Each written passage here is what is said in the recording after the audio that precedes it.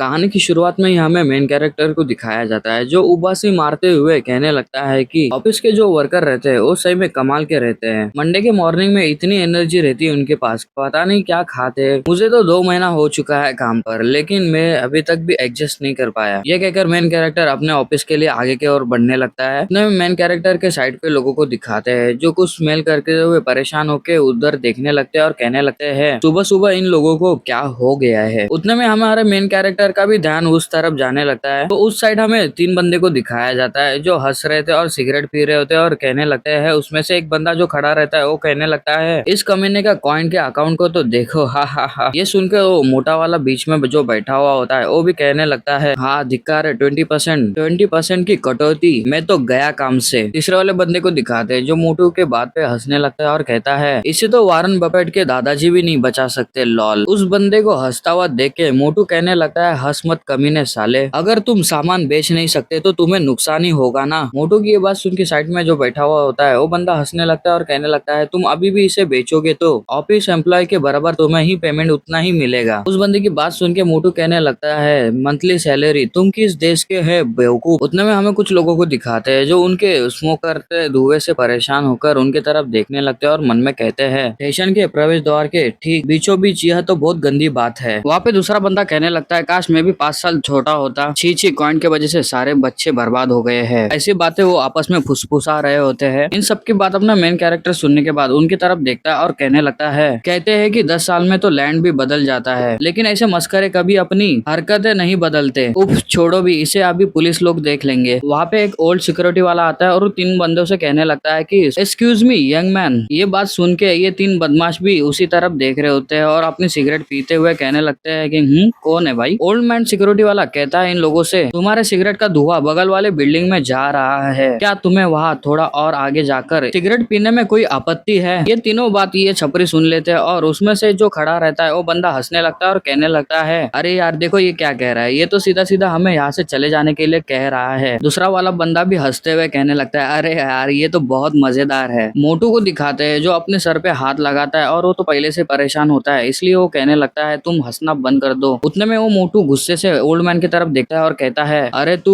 बेवकूफ old man. मोटू वहां से उठता है और सिक्योरिटी वाले बंदे का कॉलर पकड़ लेता है। मोटू उस ओल्ड मैन से कहने लगता है तू तो साले एक साधारण सा सिक्योरिटी गार्ड है, तेरे में इतनी अकड़ क्यों है। हाँ, ये बात सुन के ओल्ड मैन सिक्योरिटी वाले को दिखाता है जो परेशान होता है और कहने लगता है मैं तो बस। मोटू उसको आगे कहने नहीं देता और कहने लगता है कि क्या तू मेरा स्ट्रेस कम कर सकता है। ये कहकर मोटू ओल्ड मैन के ऊपर चिल्लाते हुए कहने लगता है आगे या तू अपने कम सैलरी से मुझे जितना लॉस हुआ है उसकी भरपाई करेगा। मोटू को ऐसा चिल्लाते हुए देखकर ओल्ड मैन डरता है और कहने लगता है नहीं मेरा वो मतलब नहीं था। पीछे खड़े लोग ये सब कुछ देख रहे होते हैं लेकिन वो भी कुछ भी नहीं करते, देखने के बावजूद भी इग्नोर कर देते हैं। उतने में मोटू के जो साथीदार रहते हैं उसमें से एक बंदा अपना मोबाइल निकालता है और वीडियो रिकॉर्ड करने लगता है और कहने लगता है लॉल ये तो बहुत मजेदार है, मैं तो इसे यूट्यूब पर अपलोड कर दूंगा, बहुत पैसा आएगा, पैसा ही पैसा। ये कहने के बाद वो वीडियो बनाने लगते हैं उसका। मोटू अपने दोस्तों के हाथ में मोबाइल देखने के बाद अपनी टोन चेंज कर लेता है और कहने लगता है अरे ओल्ड मैन क्या तूने अभी मुझे मारा, तुम जरूर नशे में होगे राइट। ये बात सुन के ओल्ड मैन कहने लगता है मैंने तुम्हें कभी नहीं मारा, मैंने बस ये कहा है, बस बहुत हो गया, चलो इसे इधर ही रोक दो, चलिए इसके बारे में खुलकर बात करते हैं। मोटू के दोस्त उन लोगों का वीडियो रिकॉर्ड करते हुए हंसने लगते हैं और कहने लगते हैं कि हाँ हाँ हाँ इसका रिएक्शन तो देखो प्राइसलेस है। ये दोनों बंदे उसकी वीडियो बना ही रहे होते हैं। उतने में हमारा हीरो उनके मोबाइल के सामने आता है और अपना चेहरा लेके आता है कैमरे के सामने और उन दोनों बंदों से कहने लगता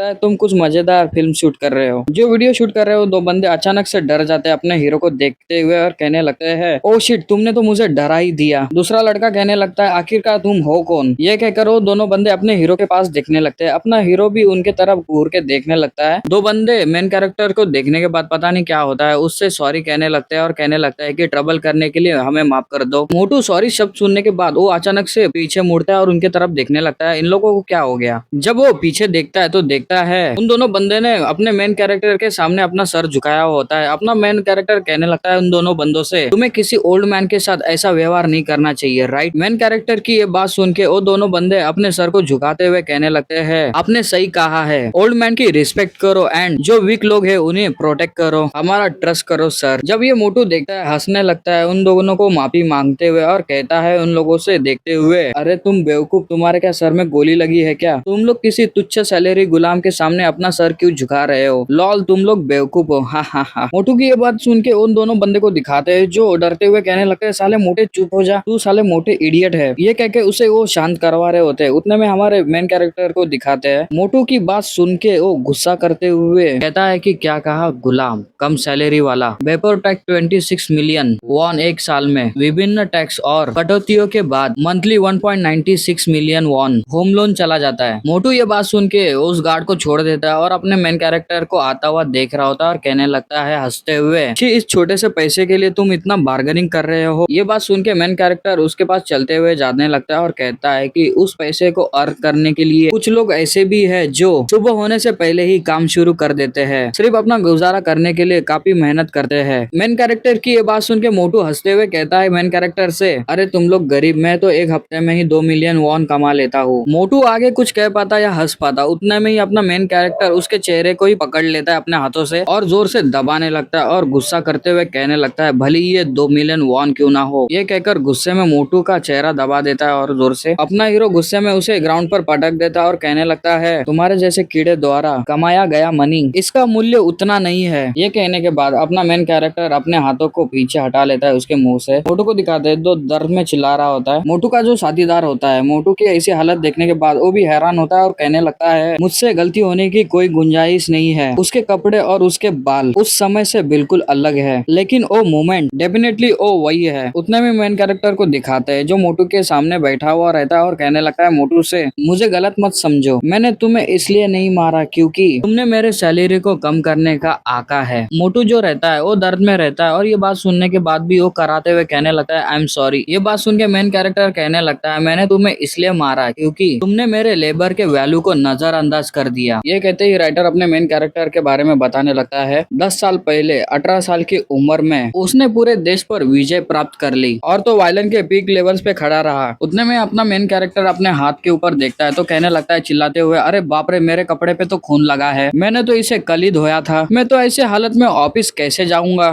गोल्डन बाल वाला बंदा परेशान होकर अपने दांत पीसता और कहने लगता है लोग इसे लेजेंड के नाम से बुलाते हैं, तो फिर ये ऑफिस एम्प्लॉय के रूप में काम क्यों कर रहा है। मुझे लगा था कि वो अब तक किसी गैंग का बॉस बन चुका होगा। ये बात ये सोच ही रहा होता है। उतने में हमारा मेन कैरेक्टर उसे आवाज देता है, कहने लगता है तुम। ये बात सुन के तो ये बंदा कांपने लग जाता है और कांपते हुए मेन कैरेक्टर के पास देखने लगता है। अपना मेन कैरेक्टर अपना ऑरा निकालते हुए उस छपरे से कहने लगता है देख क्या रहा है, अपनी टी शर्ट निकाल और इसे क्लीन कर। थोड़ी देर के बाद पता चलता है कि उसने अपनी टी शर्ट क्लीन करने के लिए निकाल दी होती है और वो अभी फिलहाल नंगा होता है, ऊपर का वो कुछ भी नहीं पहना होता उसने। इनके कारण मेन कैरेक्टर को ऑफिस जाने में लेट हो जाता है, इसलिए इस बंदे की बाइक के पीछे बैठ जाता है और ये बंदे को ऑफिस छोड़ने के लिए बोलता है। जब ये छपरी बाइक चला रहा होता है वो अपने हीरो से कहने लगता है कि मैं एक बात पूछ सकता हूँ सर। ये बात सुन के अपना मेन कैरेक्टर कहने लगता है कि क्या है बोल। तभी वो बंदा कहने लगता है आपको कभी लेजेंड कहा जाता था, आप लेवल स्लेव की तरह काम क्यों कर रहे हो, मेरा ये मतलब है कि ऑफिस एम्प्लॉय की तरह। उस टपोरी लड़के की बात सुन के अपना मेन कैरेक्टर पहले तो सोचता है और कहने लगता है लेजेंड और भी कुछ, ये तो एक मीनिंगलेस पास्ट था, वो भी मेरे नादानियों भरे दिन थे। तुम भी कभी एल्डर प्राप्त कर लो तब पता चले, तुम्हें उन लोगों का एहसास होता है जो हर दिन एक ही समय पर एक ही जगह पर आते हैं, चुपचाप और ईमानदारी से वो अपना काम करते हैं। यही लोग है जो एक्चुअली में काफी स्ट्रॉन्ग लोग है, इसलिए मेरी तरह बाद में पछताने की नौबत ना आए। आज से तुम वास्तविकता मूल वाला जीवन जीना शुरू कर दो। मेन कैरेक्टर की ये बात सुन के वो टपोरी लड़का कहने लगता है कि मैं अपने सैलरी से ही सेटिस्फाई हूँ। टपोरी की ये बात सुन के अपना मेन कैरेक्टर कहने लगता है अरे बच्चे, मैं तुमसे ये कह रहा हूँ कि पैसा ही सब कुछ नहीं होता, वैसे भी तुम महीने में कितना कमाते हो। मेन कैरेक्टर की ये बात सुन के टपोरी लड़का कहने लगता है सोचते हुए, ये बहुत ज्यादा नहीं है, फिर भी मैं कम से कम 6 मिलियन वॉन प्रति महीना कमाता हूँ। 6 मिलियन की बात सुन के अपना मेन कैरेक्टर चिल्लाते हुए कहने लगता है कि क्या तुम मेरी 3 महीने की सैलरी एक ही महीने में कमा लेते हो। तभी मेन कैरेक्टर टपोरी लड़के से कहता है कि मैं इस टी शर्ट का अच्छा उपयोग करूंगा। ये बात सुन के टपोरी लड़का भी कहने लगता है कि अरे हाँ, ये तो लिमिटेड एडिक्शन की गू टी शर्ट है। उस टपोरी की ये बात सुन के अपना हीरो तो उसकी बात घुमा देता और कहने लगता है कि अरे अपने को देर हो जाएगी, जल्दी चलो। ये बात सुन के टपोरी लड़का तो बड़ी तेजी से अपनी बाइक चला लेता है और कहने लगता है कि यस सर। थोड़ी देर में हमें एक बिल्डिंग को दिखाया जाता है जिसका नाम सांजिन ग्रुप रहता है। कोरिया बिजनेस में इसका 30 नंबर रैंक रहता है। कंपनी पैमान भारी बिजनेस और मनोरंजन के जैसे बड़े पैमाने के क्षेत्रों को संभालती है, लेकिन कोरिया की हर होल्डिंग कंपनी की तरह शानदार फ्लाइंसिक बिजनेस के पीछे हमेशा एक ऐसी कंपनी होती है जो सारा कटिंग काम संभाल लेती है। उस चेन के बिल्कुल निचले हिस्से पर जिसकी पीठ पर सैनजिन नाम अंकित है, ये जो ऐसी जगह है प्रॉफिट होने पर कुत्ते का मल भी बेच देगी। सैनजिन जो कंपनी होती है उसकी ट्रेडिंग भी रहती है कंपनी। सैनजिन कंपनी का गेट को दिखाते हैं जिस पर सैनजिन कंपनी इंटरनेशनल कॉर्पोरेशन लिखा हुआ होता है। उतने में हमें अंदर का सीन दिखाया जाता है जहाँ पर उनका ऑफिस रहता है और कोई कहने लगता है, एम्प्लॉय कौन, क्या तुम मेरे साथ घर घर खेल रहे हो या कुछ और। तभी वो एम्प्लॉय कहने लगता है कि मैनेजर मेरा ऐसा मतलब नहीं है, तो तुम इस समय वास्तव में क्या कर रहे हो। उतने में वहाँ पे हमें मैनेजर को और अपने मेन कैरेक्टर को दिखाया जाता है जो मैनेजर उसके ऊपर चिल्ला रहा होता है और कहने लगता है, मैंने तुमसे क्या कहा था, पुरानी मोटर बाइक को खरीदने के लिए कोई अच्छी सी जगह ढूंढो। ये क्या है, डोंगिंग मार्केट, बैंगिंग मार्केट। मेन कैरेक्टर मैनेजर की बात सुन के अपना सर झुकाता है, परेशान होता है और कहने लगता है, मेरा मतलब ये अच्छी जगह है जो बाइक बेचने के लिए। ये सुन के मैनेजर कहने लगता है, क्या तुम्हें लगता है कि कंपनी तुम्हारे व्यवहार का स्तर बढ़ाने के लिए यहाँ पे है। अभी मैनेजर थोड़ा प्यार से बात करने लगता है और कहने लगता है कि कौन, मैं तुमसे कोई मुश्किल काम तो नहीं मांग रहा हूँ, है ना। मेरे पास इस समय ऐसे छोटे मोटे माइनर प्रॉब्लम देखने के लिए मेरे पास ज्यादा भी टाइम नहीं है, बस इसे ठीक से करो, ओके। मैनेजर की बात सुनने के बाद मेन कैरेक्टर सॉरी कहने लगता है। मैनेजर सॉरी सुनकर कहने लगता है, सॉरी कहने में ही माहिर मत बनो, अपने जॉब में माहिर बनो, अपने जॉब में माहिर बनो। मैनेजर हीरो को डांटने के बाद सर पे हाथ लगाता है और कहने लगता है, साला इससे अच्छा तो मैं किसी पत्थर से बात कर लेता। और तो अपने दूसरे हाथ से इशारा करता है और कहने लगता है, ठीक है तुम वापस चले जाओ अपने जॉब पर। थोड़ी देर के बाद का सीन दिखाते हैं, अपना हीरो चेयर के ऊपर बैठ जाता है, उसके अजीब सा फेस करते हुए कहने लगता है, एक पत्थर,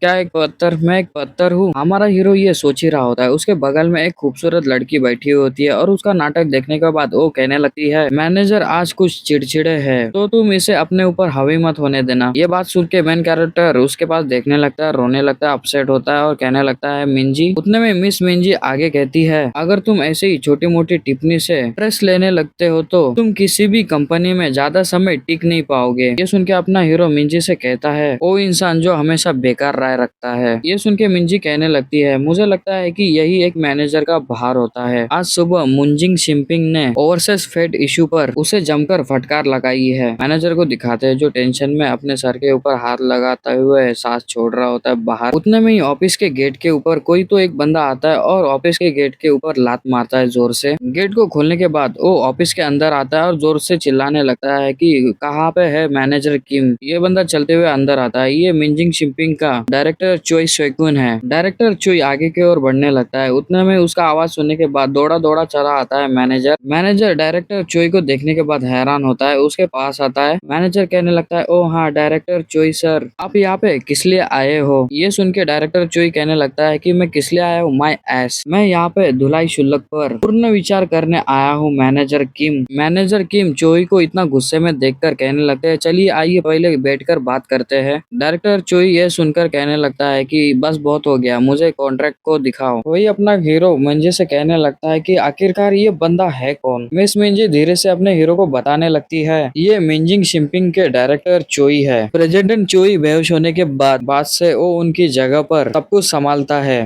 अपना हीरो और मिस मिंजी मैनेजर की तरफ देखने लगते हैं। डायरेक्टर चुई मैनेजर पे चिल्लाते हुए कहने लगता है, आगे न्यूज में लगातार यही कहा जा रहा है कि इंटरनेशनल प्राइजेस चार्जेस बढ़ रहे हैं, हम हाथ पे हाथ धरते बैठ नहीं सकते और तो नुकसान उठाने वाले हम अकेले नहीं होंगे, राइट। मिंजी मैनेजर के तरफ देखकर अपने हीरो से कहने लगती है, तुम्हें ये अंदाजा भी नहीं है कि वह किसी हद तक अपनी धौप जमाता है। मैनेजर हमारी तरफ से नुकसान झेल रहे हैं। उतने में मैनेजर की तरफ दिखाते डायरेक्टर चोई से कहने लगता है परेशान होकर, जैसे कि मैंने आपको पहले ही बताया था, माल भाड़ा और बढ़ाना मुश्किल है। आप अच्छी तरह से जानते हो कि हमने इस साल दरों में 3 बार चेंज किया है। मैनेजर और डायरेक्टर आपस में बात कर रहे होते हैं, उतने में हमारा हीरो उसके तरफ देखने लगता है। उतने में मिस मिंजी कहती है, मैंने ये सुना है कि हाल ही में उसने MMA सीखना शुरू कर दिया है, इसलिए अब वो लोगों को मारने भी लग गया है। उतने में डायरेक्टर चुई मैनेजर किम के पैरों के ऊपर अपना पैर दे मारता है। मैनेजर को काफी दर्द होता है, इसलिए मैनेजर अपने पैर को हाथ लगाता है, लेकिन चोई को कुछ शर्म नहीं होती और उसके ऊपर तभी भी चिल्ला रहा होता है और कहने लगता है, एक्सपोर्ट वैल्यू स्टॉक ज्यादातर पैसे लॉस हो रहे हैं, तुम इतने रिलैक्स कैसे हो सकते हो। यदि तुम अभी फेदर रेट में एडजस्ट नहीं करते हो तो हम शिप को भेजेंगे ही नहीं। डायरेक्टर चोई की ये बात सुन के किम मैनेजर कहने लगता है, ओ आई एम सॉरी सर। ये बात सुन के डायरेक्टर चोई कहता है, यदि हम इस हफ्ते के अंत तक कोई भी क्लियर आंसर नहीं मिलता तो हम अगली शिपिंग कंपनी की और रुक करेंगे और बात खत्म कर देंगे। तभी मिस मिंजी कौन की तरफ देखने लगती है और कहने लगती लगती है, मुझे नहीं पता कि उसकी समस्या क्या है कौन, लेकिन तुम बस ऐसा दिखावा करो जैसे कि तुमने कुछ देखा ही ना हो। यही मैनेजर और हम सभी के लिए यही अच्छा होगा। ये कहकर वो साइड में कौन की तरफ देखती है तो कौन वहाँ से गायब हो जाता है और वो कहने लगती है कौन को देखते हुए, यहाँ पे यूं ही खड़ा रहने के बजाय किसी दूसरी कंपनी में जॉब ढूंढना मैनेजर के लिए ज्यादा मददगार साबित हो जाएगा। तो कौन कहा,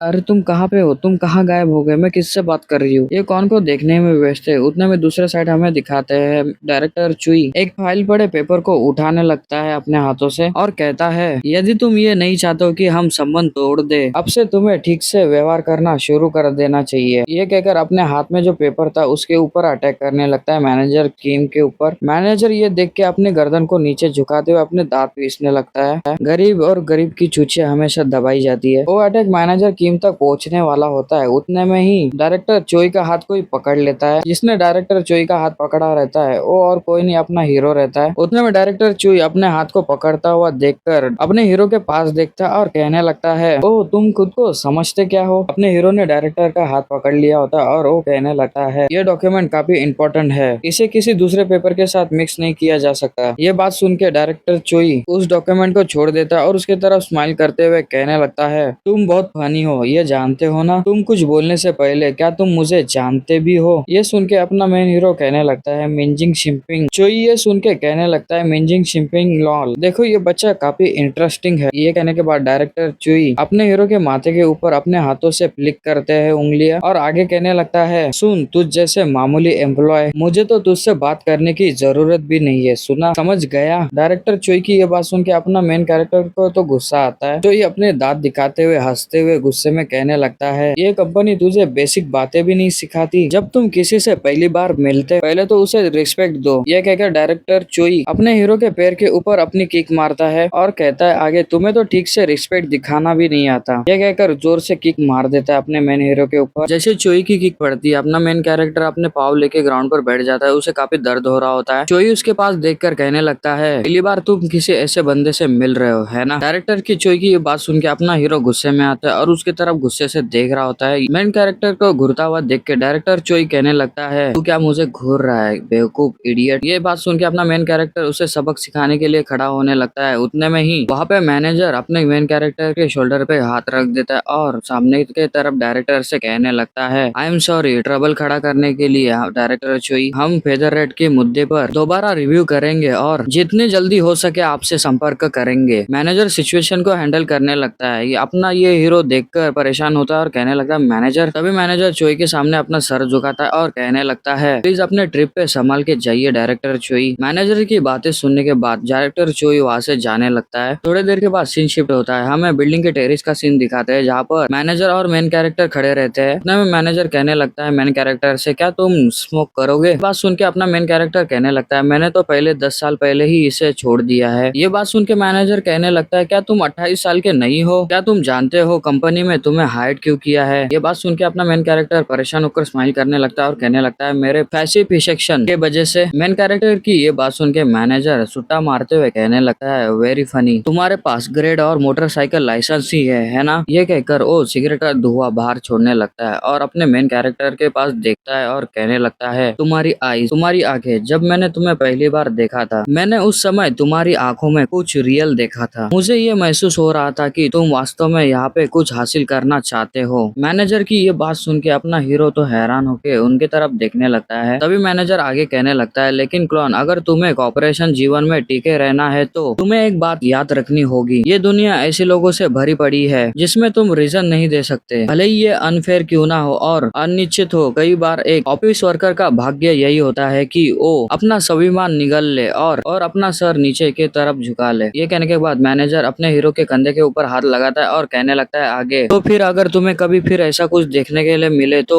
अगली बार बस ऐसा दिखावा करो कि तुमने कुछ भी नहीं देखा है, तो अगर देखा भी है तो उसे भूल जाओ। ये बात कहकर मैनेजर वहाँ से जाने लगता है। अपना हीरो उसे जाता हुआ देखकर कहने लगता है, मैनेजर वहाँ से जाते हुए कहने लगता है, ऑनेस्टली कहूँ तो कंपनी और हमारे पोजीशन को एक तरफा कर देती है। एक पुरुष होने के नाते ये शर्मनाक है, जानते हो है ना। हा हा हा, इतने ओल्ड उम्र में किसी बदमाश से लात खाना। ये कहकर डायरेक्टर हंसने लगता है। अपना मेन कैरेक्टर मैनेजर की तरफ देखने लगता है। उसकी बात सुनने के बाद उसकी तरफ ही देख रहा होता है। फिर वो मैनेजर के साथ में ही जाने लगता है। मैनेजर चलते चलते अपने मेन कैरेक्टर से कहने लगते हैं, ओ क्योंकि हम इसी टॉपिक पे बात कर रहे हैं, मैं चकमा देने में असफल नहीं हुआ, मैंने उसे खुद पर लगने दिया, ठीक है। ये बात सुन के अपना हीरो कहने लगता है, यस यस ऑफ कोर्स। अभी मैनेजर कहने लगता है, मैं पहले काफी सख्त मिजाज का हुआ करता था, जानते हो। ऐसे बातें करते हुए वो लोग वहाँ से जाने लगते हैं ऑफिस की तरफ। उतने में सीन शिफ्ट होता है, हमें रात का सीन दिखाया जाता है क्योंकि कुछ घंटे हो चुके होते हैं। अपना मेन कैरेक्टर कहीं पे जाने लगता है और उसी टपोरी लड़के से बात कर रहा होता है। वो टपोरी लड़का कहने लगता है, यस सर, मैं आपके जिम जाने की आयुक्ति से ही बात कर रहा हूँ बॉस। इसका ये मतलब है कि वो किसी बंदे से बात कर रहा है कि अपने हीरो को जिम के अंदर जाने के लिए उसके बात कर रहा है। तभी उतने में अपना हीरो ब्लैक एमएमए जिम के पास खड़ा रहता है। तभी वही टपोरी लड़का फोन से बात करने लगता है और कहने लगता है कि सर आप वहाँ पे पहुंच गए, क्या अब मैं जा सकता हूँ। ये बात सुन के अपना मेन हीरो कहने लगता है कि जा जल्दी जा और नहा ले और फिर सो जा। ये बात सुन के सामने वाला टपोरी कहने लगता है कि यस सर, अगर आपको मेरी जरूरत रहेगी तो कभी भी कॉल कर देना, ये मेरी लॉयल्टी है। ये सुनने के बाद अपना मेन कैरेक्टर फोन को रख देता है और हंसते हुए कहने लगता है, मैनेजर क्या आप जानते हो कि डायरेक्टर चोई जैसे सनकी लोग तरकहीन व्यक्ति को सबसे ज्यादा किससे डर लगता है? कोई ऐसा व्यक्ति जो उनसे भी अधिक ताकतवर हो। ये कहने के बाद हमें जिम के अंदर का सीन दिखाया जाता है जहाँ पर चोई रिंग में एक बंदे से फाइट करने लगता है। डायरेक्टर चोई सामने वाले बंदे के ऊपर काफी पंच मार रहा होता है। दूसरी तरफ उस बंदे को दिखाते हैं, उसके ऊपर डायरेक्टर के सभी पंच लग रहे होते हैं। वो चिल्लाते हुए कहने लगता है, प्लीज स्टॉप। लेकिन डायरेक्टर चोई उसके ऊपर मर्जी नहीं दिखा रहा होता है। उसके ऊपर उसके चेहरे के ऊपर और एक पंच मारता है। क्या मैंने तुम्हें अपने गार्ड को डाउन करने के लिए नहीं कहा था? तो जल्दी करो और अपने हैंड को अप करो। अगर तुम उनसे मनी लेते हो तो तुम्हें उन्हें उनके पैसे का पूरा मूल्य देना होगा। सामने वाला बंदा जैसे ही अपने चेहरे से अपने हाथ को हटा लेता है, उतने में ही चोई का एक जबरदस्त पंच उसके चेहरे पे ही पड़ता है। जोर से दर्द में चिल्लाते हुए अनकॉन्शियस होके नीचे की तरफ ग्राउंड पर गिरने लगता है। उसके मुंह से खून निकल लेता है और वो ग्राउंड पर गिरता है। उस बंदे को अनकॉन्शियस देखने के बाद दो बंदे रिंग में आते हैं। उसको देखने के बाद एक बंदा चिल्लाते हुए अपने बंदे से कहने लगता है, अरे क्या तुम ठीक हो, मेरे साथ रहो। वहाँ पे जो दूसरा बंदा रहता है वो उस बंदे को देखते हुए कहने लगता है, जल्दी जाओ और फर्स्ट मेड किट को लेके आओ। ये सभी बात सुनने के बाद चोई को दिखाते हैं जो हंसने लगता है और कहने लगता है, अरे यार मैंने तुम्हें थोड़ा सा ही मारा है और तुम छोटे बच्चे की तरह रोने लग गए। उतने में डायरेक्टर चोई के पीछे ब्लैक एमएमए का ट्रेनर आ जाता है। वहाँ पे ये सब कुछ देखने के बाद वो चिल्लाते हुए कहने लगता है, डायरेक्टर चोई क्या तुम इसे ऐसे ही जारी रखोगे? उसकी आवाज सुन के डायरेक्टर चोई पीछे की तरफ देखने लगता है। तभी वो ट्रेनर आगे कहने लगता है, अगर तुम हर बार आके मेरे आदमी को चोट पहुंचाते रहोगे तो मैं यूं ही इसे नजरअंदाज नहीं कर सकता। मुझे पता है कि तुम यहाँ के स्पॉन्सर हो, लेकिन ये कुछ हद से ज्यादा हो गया है। डायरेक्टर चोई ये बात सुन के अपने ग्लव्स निकालने लगता है और कहने लगता है, डायरेक्टर, और गुस्से से उसके तरफ देखने लगता है और कहने लगता है अब तुम्हें मेरे सामने ऊंची आवाज में बोलने की हिम्मत आ गई है। Life is good. हाँ, ऐसा लगता ही नहीं कि बहुत समय पहले की ही बात है जब तुम मुझसे इस जगह को चलाने में मदद करने की गुहार लगा रहे थे।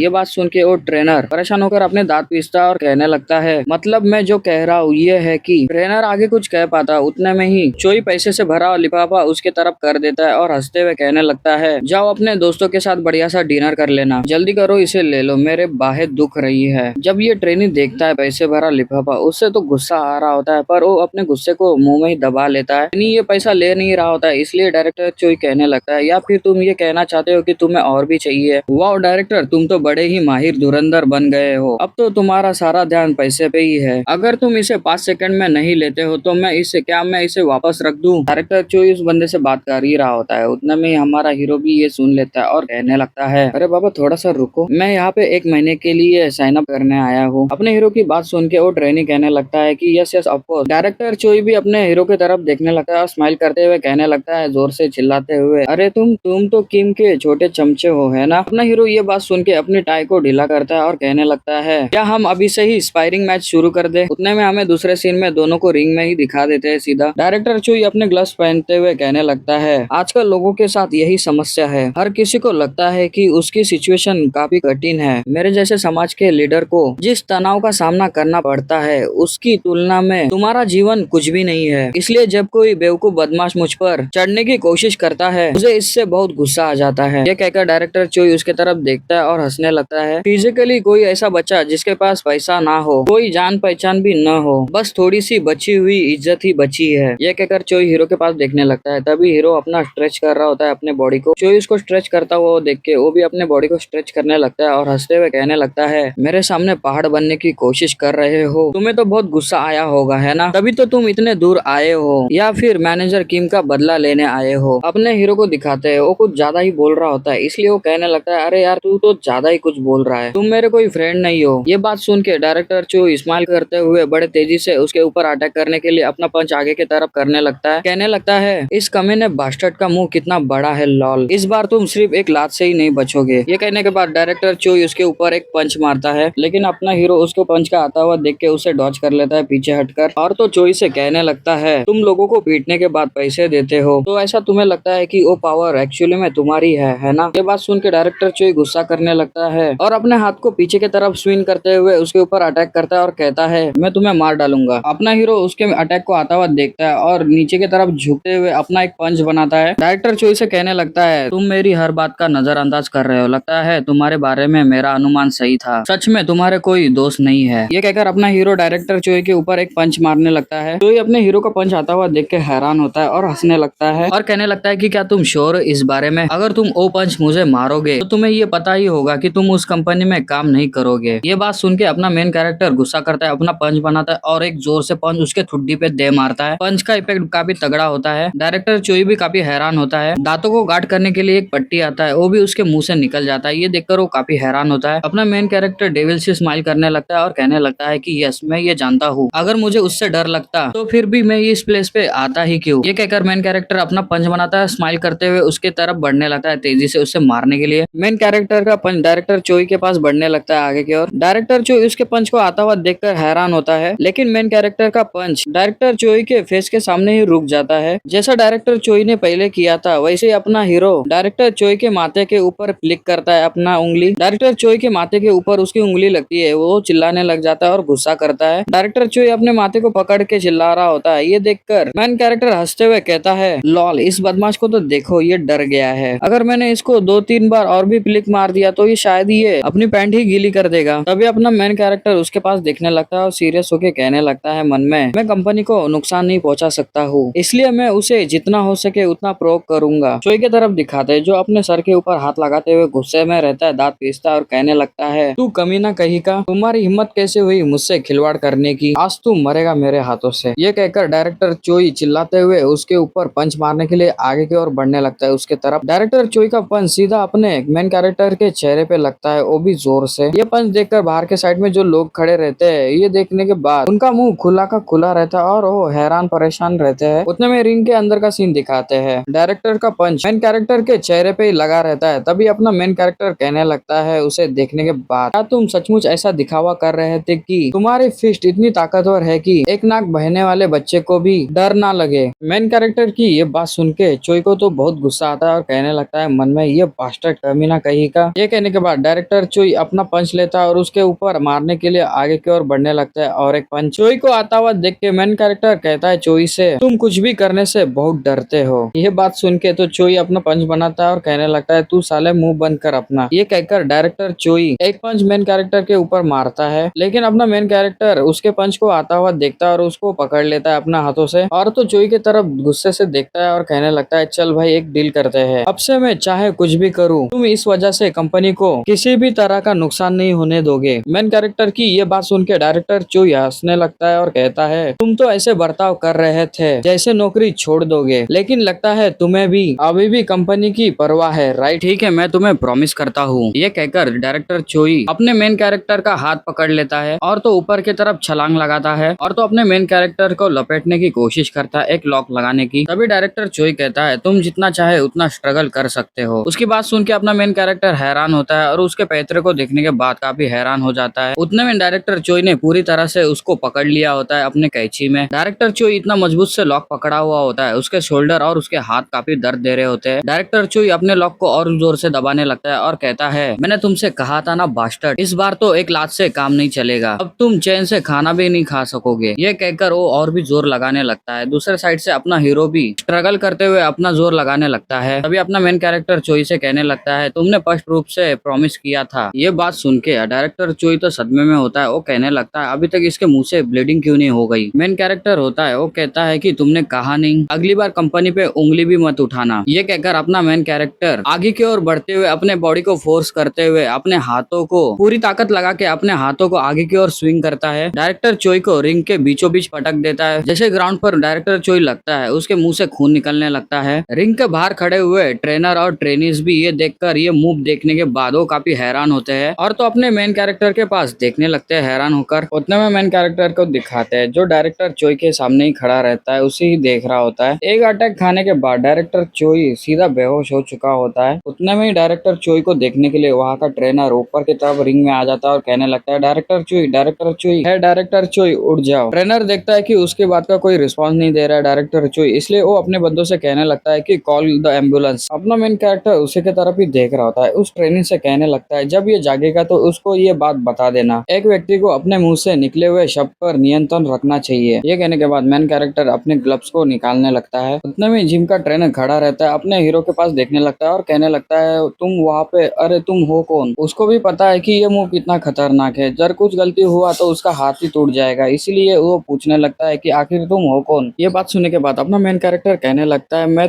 तो बस एक कंपनी का एम्प्लॉय हूँ। ये कहकर अपना मेन कैरेक्टर वहाँ से जाने लगता है, अपने कोट को लेता है और अपने बैग को, और जाते हुए कहने लगता है, मैं तो नॉर्मली ऑफिस का वर्कर हूँ। ये कहते हुए वहाँ से जाने लगता है। उसे जाता हुआ देख के वहाँ के ट्रेनर और ट्रेनीज भी देखने लगते हैं उसे जाता हुआ। उतने में वहाँ पे सीन शिफ्ट होता है, हमें नेक्स्ट डे का सीन दिखाया जाता है सुबह। वहाँ पे हमें एक घर को दिखाया जाता है, ये अपना मेन कैरेक्टर का घर होता है। वहाँ पे दारू की बोतल पड़ी होती है और ऐसे ही फैला हुआ होता है उसका घर। वहाँ पे बॉडी पे लगाने वाली व्हाइट टेप भी रहती है। अपना मेन कैरेक्टर कहने लगता है, उफ मेरी बॉडी काफी दर्द हो रही है। ऐसा कोई नहीं है कि वो यूएफसी फाइटर है या कुछ और। भी अपने मेन कैरेक्टर को दिखाते हैं, वही पट्टी अपना शीशे के सामने लगा रहा होता है और उसकी बॉडी एक नंबर रहती है। मेन कैरेक्टर पट्टी लगाते हुए आगे कहता है, मुझे ये उम्मीद नहीं थी कि वो वहाँ पे फ्लाइंग आर्म बार का इस्तेमाल करेगा। अगर मैंने थोड़ी सी भी लापरवाही बरती होती तो हालत बहुत खराब हो सकती थी। ये कहने के बाद तभी उतने में ही वहाँ पे अपने मेन कैरेक्टर का फोन बजने लगता है और ये फोन और किसी की नहीं, मिंजी का रहता है, मिस मिंजी का। मेन कैरेक्टर फोन के पास देखकर मिस मिंजी का फोन रहता है तो वो कहने लगता है, आखिरकार मिंजी को क्या हुआ है, वो फोन कर रही है। मेन कैरेक्टर फोन को पिक करते हुए अपना शर्ट पहन रहा होता है और कहने लगता है मिस मिंजे से, मिस मिंजे क्या हुआ, इतने सुबह सुबह फोन किया है। फोन के दूसरे साइड में मिंजी रहती है, वो कहने लगती है, शेंगो कल डायरेक्टर चोई के साथ क्या हुआ था, तुमने वहाँ पे किस तरह का ट्रबल पैदा किया है। मिस मिंजे की ये बात सुन के अपना मेन कैरेक्टर कुछ कहने के लिए जाता है। उतने में मिस मिंजी कहने लगती है, डायरेक्टर चोई कुछ लोगों के साथ यहाँ पे मौजूद है, वो सभी लोग तुम्हें यहाँ पे ढूंढने आए हैं। मैनेजर ने ये बताने के लिए कहा है कि तुम यहाँ पे मत आना, इसीलिए आज अपने घर जाओ और आराम करो, समझ गए। ये बात सुन के अपना मेन कैरेक्टर परेशान होता है। तभी दूसरे साइड ऑफिस का तरफ दिखाते हैं। ऑफिस की हालत काफी खराब हो चुकी होती है, वहाँ पे तोड़फोड़ हो चुकी होती है। उतने में डायरेक्टर चोई कहने लगता है, इन दोनों में से किसी एक को चुनना वाकई इतनी मुश्किल बात है। उतने में वहाँ पे चोई को दिखाते हैं, जो मस्त में कुर्सी पे बैठा हुआ होता है। पीछे के साइड में उसके लोग वहाँ पे खड़े रहते हैं, जो गुंडों के शक्ल के दिख रहे होते हैं ऑलरेडी। चोई के फेस पर पट्टियां लगी होती है, वो हंसते हुए कहने लगता है, आगे उसने मुझे कहा कि या तो मैं उस कमीने को, कौन सेंगोहा को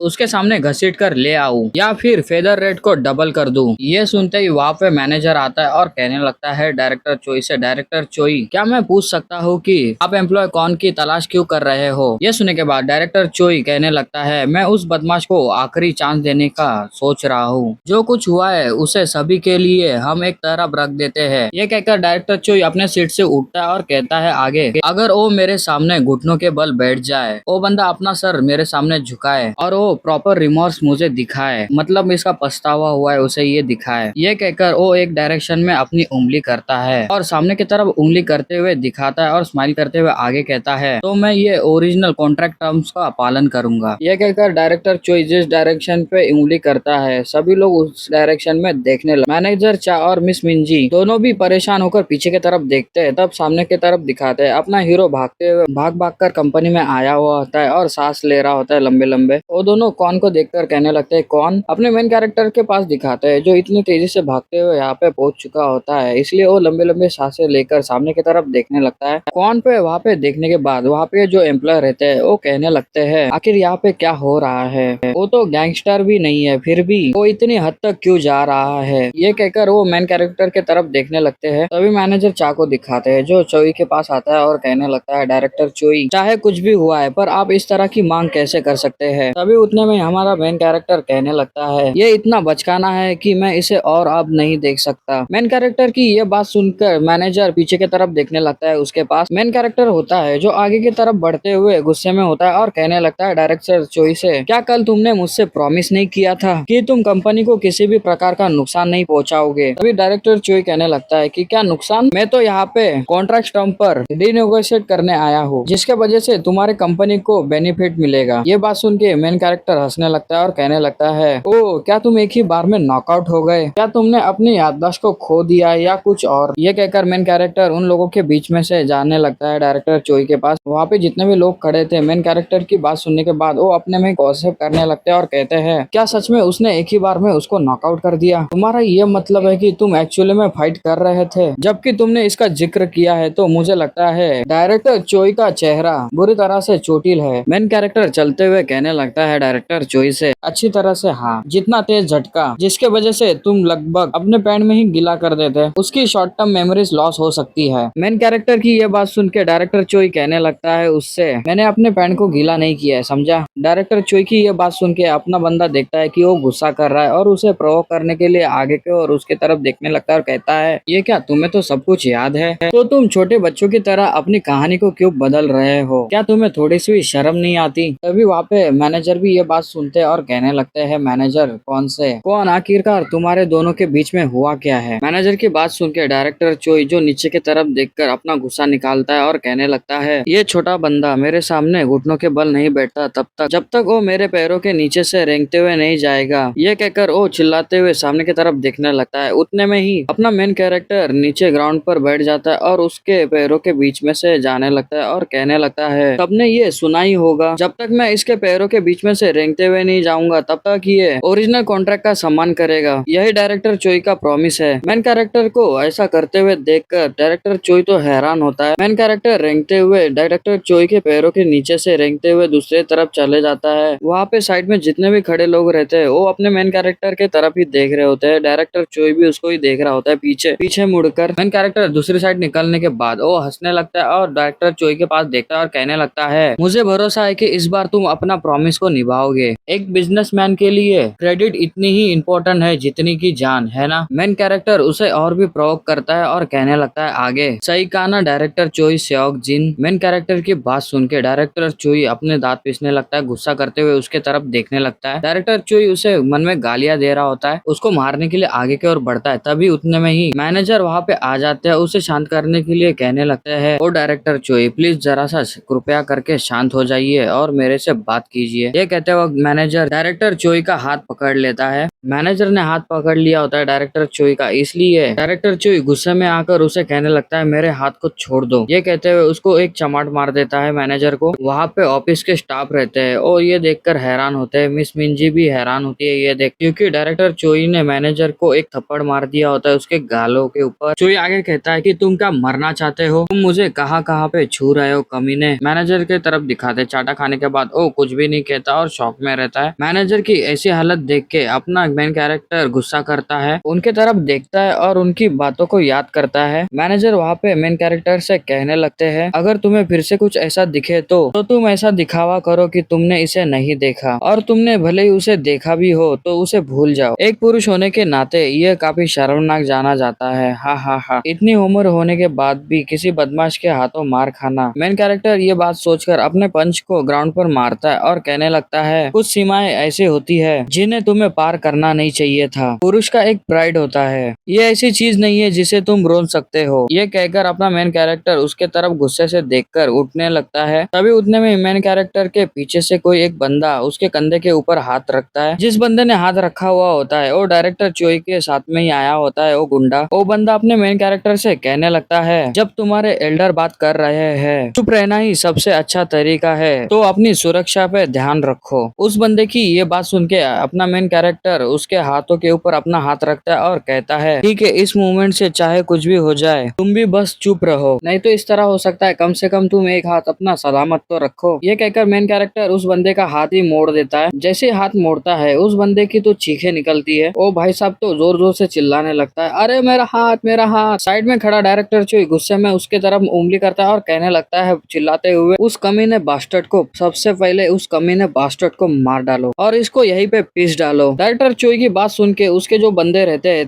तीनों भी बंदे मेन कैरेक्टर के तरफ ही देख रहे होते हैं। अपना मेन कैरेक्टर उनके बीच में ही खड़ा रहता है और जो साइड में खड़े रह के तमाशा देख रहे हो वो भी परेशान हो जाते हैं। मेन कैरेक्टर के तरफ देखने लगते हैं। हमारे मेन कैरेक्टर को दिखाते हैं जो गुस्से में उन तीनों बंदों के पास देख रहा होता है, क्योंकि तीनों भी बंदे फाइट करने के लिए रेडी हो जाते हैं। और डायरेक्टर चोई से कहने लगते हैं कि ठीक है, और अपना हीरो ये देख रहा होता है उनके तरफ घूर के, वो भी फाइट करने के लिए रेडी हो जाता है। उतने में वहाँ पे कोई तो आता है और कहने लगता है, पीसना तुम किसको पीसने की प्लानिंग बना रहे हो। डायरेक्टर चोई और वो तीन बंदे वो भी रुक जाते हैं और पीछे की तरफ देखने लगते हैं किसने कहा करके। जब डायरेक्टर चोई पीछे देखता है तो वो हंसते हुए कहने लगता है, देखो देखो ये कौन है। उतने में मैनेजर और मिस मिंजे को भी दिखाते हैं। मिस मिंजे उस बंदी को देखने के बाद वो कहने लगती है, ये तो हमारे डायरेक्टर बैक इजिन है राइट। वहाँ पे हमें एक लेडी को दिखाते हैं जो गॉगल लगा के मस्त दिख रही होती है और वो आगे की तरफ बढ़ने लगती है। ये लेडी का नाम बैक इजिन है, हमारे इजिन जैसा नहीं है, यू इजिन, तो इसको मैं डायरेक्टर बैक कहूंगा। डायरेक्टर बैक चलते हुए आगे के तरफ बढ़ती है और डायरेक्टर चोई के सामने खड़ी हो जाती है और उसको देख रही होती है। डायरेक्टर चोई उसको देखकर स्माइल करता है और कहता है, क्या इस कंपनी की ये परंपरा रही है कि उसे ये नहीं पता कि कब उसे बीच में आना चाहिए या कब नहीं? क्या तुम्हें ये नहीं दिख रहा है कि ये मीटिंग उन लोगों के बीच हो रही है जो वास्तव में इस समय काम कर रहे हैं? तुम्हारे जैसे पपेट डायरेक्टर के दखल देने की जगह नहीं है। चोई की ये बात सुन के डायरेक्टर बैक अपना चश्मा निकालते हुए हंसने लगती है और कहती है, प्रेसिडेंट चोई ने कंपनी को आगे बढ़ाने में शानदार काम किया। ये कहकर डायरेक्टर बैक अपना चश्मा निकालती है और बीच वाले बड़े बुबास के बीच में रख देती है चश्मे को। अब इसे ऊपर से नीचे देखो तो ये काफी खूबसूरत दिख रही होती है। डायरेक्टर बैक कहती है आगे, लेकिन मुझे लगता है कि बच्चे की परवरिश करने के मामले में उनमें कोई भी टैलेंट नहीं है। डायरेक्टर चोई डायरेक्टर बैक की बात सुन के गुस्सा करता है और अपने दांत पीसता और कहने लगता है, तुमने अभी क्या कहा? ये सुनकर बैक उसके तरफ पैड को देते हुए कहने लगती है, मैं प्रेसिडेंट चोई के चेहरे के प्रति सम्मान करने के कारण इस बात को नजरअंदाज कर रही थी, लेकिन तभी चोई पैड को देखते हुए कहने लगता है, तो क्या लगा? ये कहकर डायरेक्टर चोई उसके हाथों से वो पैड ले लेता है और देखने लगता है। जब वो देखता है डायरेक्टर बैक कहने लगती है, कैरेक्टर जीन्स के जरिए पीढ़ी दर पीढ़ी नहीं मिलती है ना। सत्ता का दुरुपयोग किया, मारपीट और तरह तरह के गंदे का मनोरंजन जिसकी आप कल्पना भी नहीं कर सकते। तुमने वाकई में हर कसौटी के ऊपर खड़ा उतरने का काम किया, बिल्कुल अपने चेहरे की तरह। डायरेक्टर होने के फायदे इसने उठाए है, सब कुछ कर रहा था लोंडियाबाजी। जब डायरेक्टर चोई अपने लीक फोटो देख रहा होता है तो गुस्से से अपने बैग की तरफ देखने लगता है और कहने लगता है, तुम क्या मुझे अभी धमकी दे रही हो? चोई की ये बात सुन के डायरेक्टर बैग कहती है स्माइल करते हुए, यहाँ पे धमकी देने वाले तुम ही हो। ये बात सुनकर डायरेक्टर चोई परेशान होता है, उसके तरफ देखने लगता है। डायरेक्टर बैग अपने चेयर को पीछे करते हुए कहने लगती है, लेकिन तुम्हें ये नहीं लगता कि ये थोड़ा कुछ अजीब है? यदि वो जहाज डिले हो जाता है तो इसका असर म्यूजिक शिपिंग पर भी पड़ेगा। ये कहकर वो बड़े स्टाइल में चेयर पे बैठती है और कहती है आगे, फिर भी तुम फेदर रेट की कीमतों को बढ़ोतरी करोगे और टाइम और शेड्यूल को बहाने के तौर पर इस्तेमाल करना या करते रहना ताकि जानबूझकर रवाना करने में देरी हो सके। समुद्री यात्रा न करने से तुम्हें और भी प्रॉफिट हो सकता है। ये बात डायरेक्टर चोई सुनता है और स्माइल करते हुए कहता है, अब तुम सारा ब्लेम हम पर थोपने की कोशिश कर रही हो। तुम्हें सच में लगता है कि तुम इस तरह से सुझाव देने के पोजीशन में हो? ये कहने के बाद डायरेक्टर चोई उसके पास गुस्से से देखने लगता है और कहता है आगे, क्या हमें इसे इस रूप में लेना चाहिए कि तुम हमारे साथ बिजनेस करने की आवश्यकता नहीं समझती? चोई की ये बात सुन के डायरेक्टर बैग कहने लगती है चोई से, खैर हर कोई अपनी ही पसंद के अनुसार समझने के लिए स्वतंत्र है। डायरेक्टर चोई ये बात सुन के वहाँ से जाने लगता है और जाते हुए कहता है, देख लूंगा, इमोशन से लिए गए डिसीजन तुम्हें इसका भारी नुकसान उठाना पड़ेगा। ये कहकर डायरेक्टर चोई वहाँ से जाने लगता है अपने बंदों को लेकर। डायरेक्टर बैग अपनी आंखें बंद करके कुछ सोचने लगती है, फिर आंखें खोलती है और कहने लगती है, अब इनकी बारी। डायरेक्टर ये कहकर सामने की तरफ देखती है, तब सामने की तरफ अपना हीरो और मैनेजर और मिस मिंजी रहती है। तीनों भी बंदे डायरेक्टर बैग के पास देखने लगते हैं। सीन शिफ्ट होता है, हमें डायरेक्टर ऑफिस का रूम को दिखाते हैं। डायरेक्टर ऑफिस के रूम के अंदर मेन कैरेक्टर मिस मिंजे और मैनेजर बैठे हुए होते हैं, उनके साथ में डायरेक्टर बैग भी बैठी होती है उनके साथ। उन तीनों को नर्वस देखने के बाद वो कहती है, आइए फैक्ट की जांच से शुरू करते हैं। डायरेक्टर चोई के द्वारा पिछले दिन हंगामा होने के बाद क्या ये सच है कि कौन सेंगो उसे ढूंढने के लिए गया था और उसने उसको मारा, उसके ऊपर हमला किया? डायरेक्टर बैग की ये बात सुन के अपना मेन कैरेक्टर कहने लगता है उसके तरफ देखते हुए, खैर इसे हमला कहने के बजाय देखा जाए तो ये पूरी तरह से कानूनी स्पायरिंग मैच मैच थी, एक ही स्पोर्ट में भाग लेने वाले साथी खिलाड़ियों के बीच में, और तो पहले उसने मुझ पे पर्च भी मारा था। ये कहकर सैड सा चेहरा बनाता है। मिस मिंजी कहने लगती है उससे, क्या फायरिंग मैच, वो भी डायरेक्टर चोई के साथ। मेन कैरेक्टर के दूसरे साइड में मैनेजर बैठा हुआ होता है और ये सुन के वो भी हैरान होता है और कहने लगता है कि क्या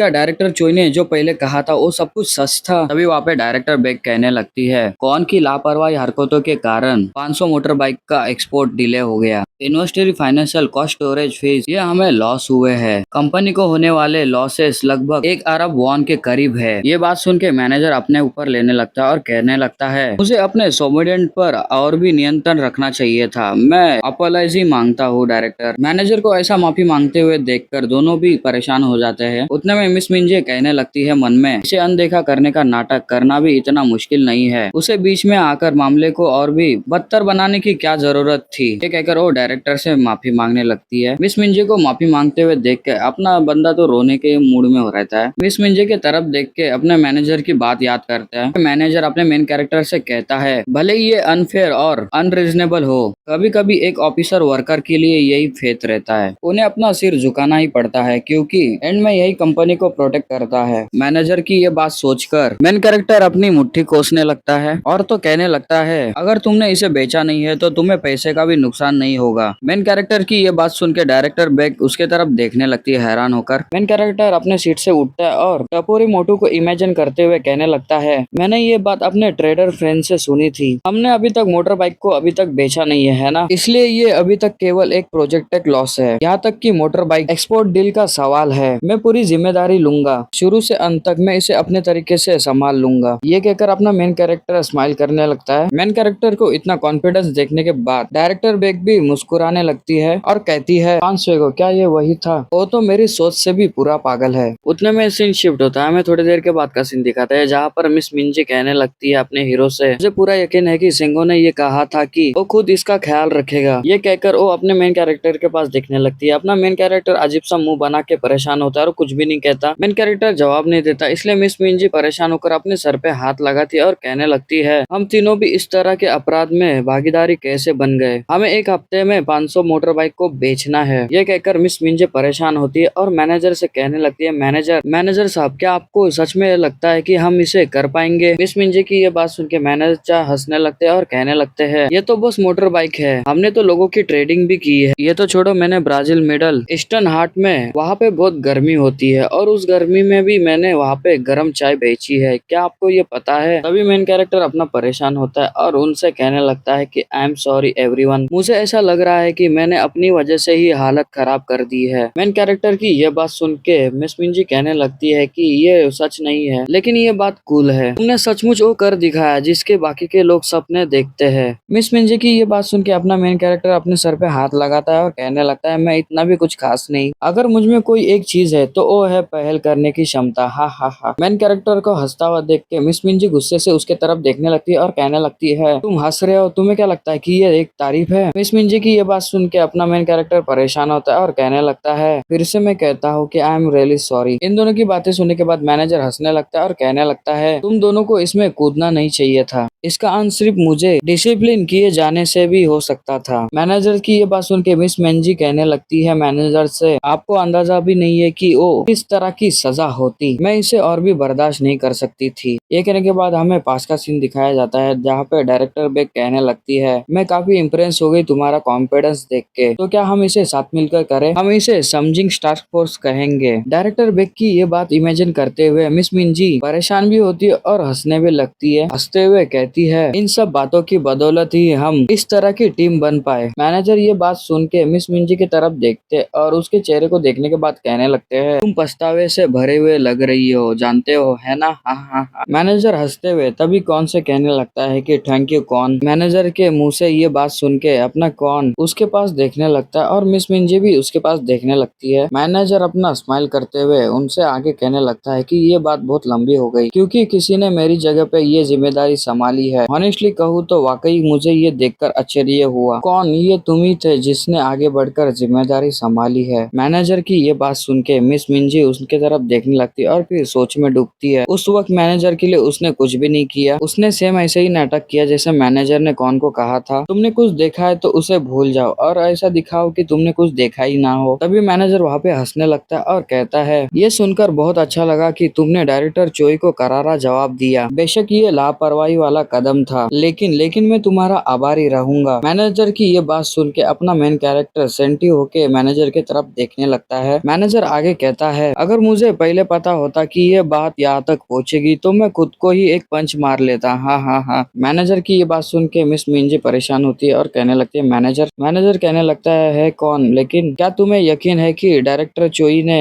सचमुच अपने ऊपर पेशाब कर दिया था। मैनेजर की ये बात सुन के मिस मिंजी कहने लगती है, आप भी मैनेजर चालू मत होना। मेन कैरेक्टर भी ये बात सुनता है और कहने लगता है मैनेजर से, नेक्स्ट टाइम मैं ये श्योर करूंगा कि वो ऐसा ही करे। ये बात सुन के मिस मिंजी गुस्सा करने लगती है मेन कैरेक्टर के ऊपर। उतना में सीन शिफ्ट होता है, हमें रात का सीन दिखाया जाता है सिटी का। वहीं पे किसी बिल्डिंग में डायरेक्टर बेग विंडो से बाहर के साइड में नजारा देखने लगती है और मुस्कुराते हुए कहने लगती है, मैं काफी क्यूरियस हूँ ये देखने के लिए कैसे किसी ने उसे लेजेंड कहा था। तभी डायरेक्टर बेग के टेबल के ऊपर अपने मेन कैरेक्टर की तस्वीर रहती है और उसके साथ में और कोई एक बंदा रहता है और मेन कैरेक्टर की डिटेल की फाइल वहाँ पे पड़ी रहती है। डायरेक्टर बेग कहती है कि तुम इसको कैसे हैंडल करोगे। सीन शिफ्ट होता है, हमें नेक्स्ट डे को दिखाया जाता है। ऑफिस में मिस मिंजी और मैनेजर बैठे हुए होते हैं। मिस मिंजी फोन पे बात करती है तो सामने वाला बंदा कहने लगता है, जी हाँ बिल्कुल, मैं पूरी तरह से समझ गया। तो ये बात सुन के अपनी मिस मिंजी कहने लगती है, आपने इस बारे में सोचा भी, इसके लिए मैं पहले से ही आभारी हूँ। जी हाँ, आपके समय के लिए बहुत बहुत धन्यवाद। ये कहकर वो फोन काट देती है। मिंजी साइड से चेहरा बनाती और मैनेजर से कहने लगती है, हमारे साइड पे कोई लक भी नहीं है। उनका ये कहना है कि अगले 6 महीने के लिए उनका शेड्यूल पहले से ही बुक है पूरी तरह से। मिस मिंजी की ये बात सुन के मैनेजर निराश होता है और कहने लगता है, मैंने ये कभी नहीं सोचा था कि ये आसान होगा, लेकिन फिर भी कम से कम मेरा दाहिना हाथ तो अभी तक अटैच है। अभी मिस मिंजी मेन कैरेक्टर के सीट के तरफ देखती है और कहने लगती है, ये पहली बार है कि मैं पहला कदम भी नहीं उठा पा रही हूँ, लेकिन इन सब गड़बड़ के बाद भी सेंगो आखिरकार है कहाँ पे। ये कहकर वो मैनेजर की तरफ देखने लगती है। मैनेजर कहने लगता है, उसने पहले थोड़ी देर पहले ही कॉल किया था। उसने कहा था कि मोटरसाइकिल को उतारने के लिए एक नया तरीका मिल गया है और उसे पहले ही कहीं रुकना था। मैनेजर की ये बात सुन के मिस मिंजी कहती है, क्या एक नया रास्ता। ये कहने के बाद सीन शिफ्ट होता है, हमें किसी एरिया को दिखाया जाता है जहाँ पर वही छपरी लड़का होता है अपने हीरो के साथ में। वो कहने लगता है, मुझे इतनी जल्दी दोबारा कांटेक्ट करने की उम्मीद नहीं थी। सच कहूँ तो आज मेरे आंखों में आंसू आ गए। ये बात सुन के अपना मेन कैरेक्टर उस टपोरी लड़के से कहने लगता है, दुर्भाग्य से मेरे जानने वाले सभी लोगों में से तुम अकेले ऐसे व्यक्ति हो जो अमीर होने के साथ साथ मोटर बाइक का भी दीवाना भी है। ये बात सुन के टपोरी लड़का खुश होता है और कहने लगता है, क्या तुम मुझे ऑफिशियली तौर पर स्वीकार करते हो? तो अब मैं लेजेंड कांग सेंगवा का राइट हैंड हूँ। ये सुन के मेन कैरेक्टर कहता है उससे, मुझसे मान्यता पाने के लिए मुझसे चिपके मत रहो, अपनी जिंदगी खुद जियो, ठीक है। मैं तुम्हें अपना अंडरिंग नहीं मानता, मैंने तुम्हें इसलिए फोन किया क्योंकि मुझे तुम्हारी जरूरत है। मेन कैरेक्टर की ये बात सुन के वो टपोरी लड़का कहने लगता है कि क्या जरूरत, वो भी मेरी। ये सुन के मेन कैरेक्टर कहता है, अगर तुमने मेरी कोई मदद नहीं की तो मैं तुम्हें बिना दया के छोड़ दूंगा, बस इतना जान लो। उस बंदे को अपने मेन कैरेक्टर की कौन सी बात पसंद आती है क्या पता, पर उसके ऊपर चमक दिखती है और वो कहने लगता है उसका अंडरिंग नहीं बल्कि उसका कलीग। मैं हॉन बेजॉन आपकी सेवा में आपका पूरा समर्थन दूंगा बॉस।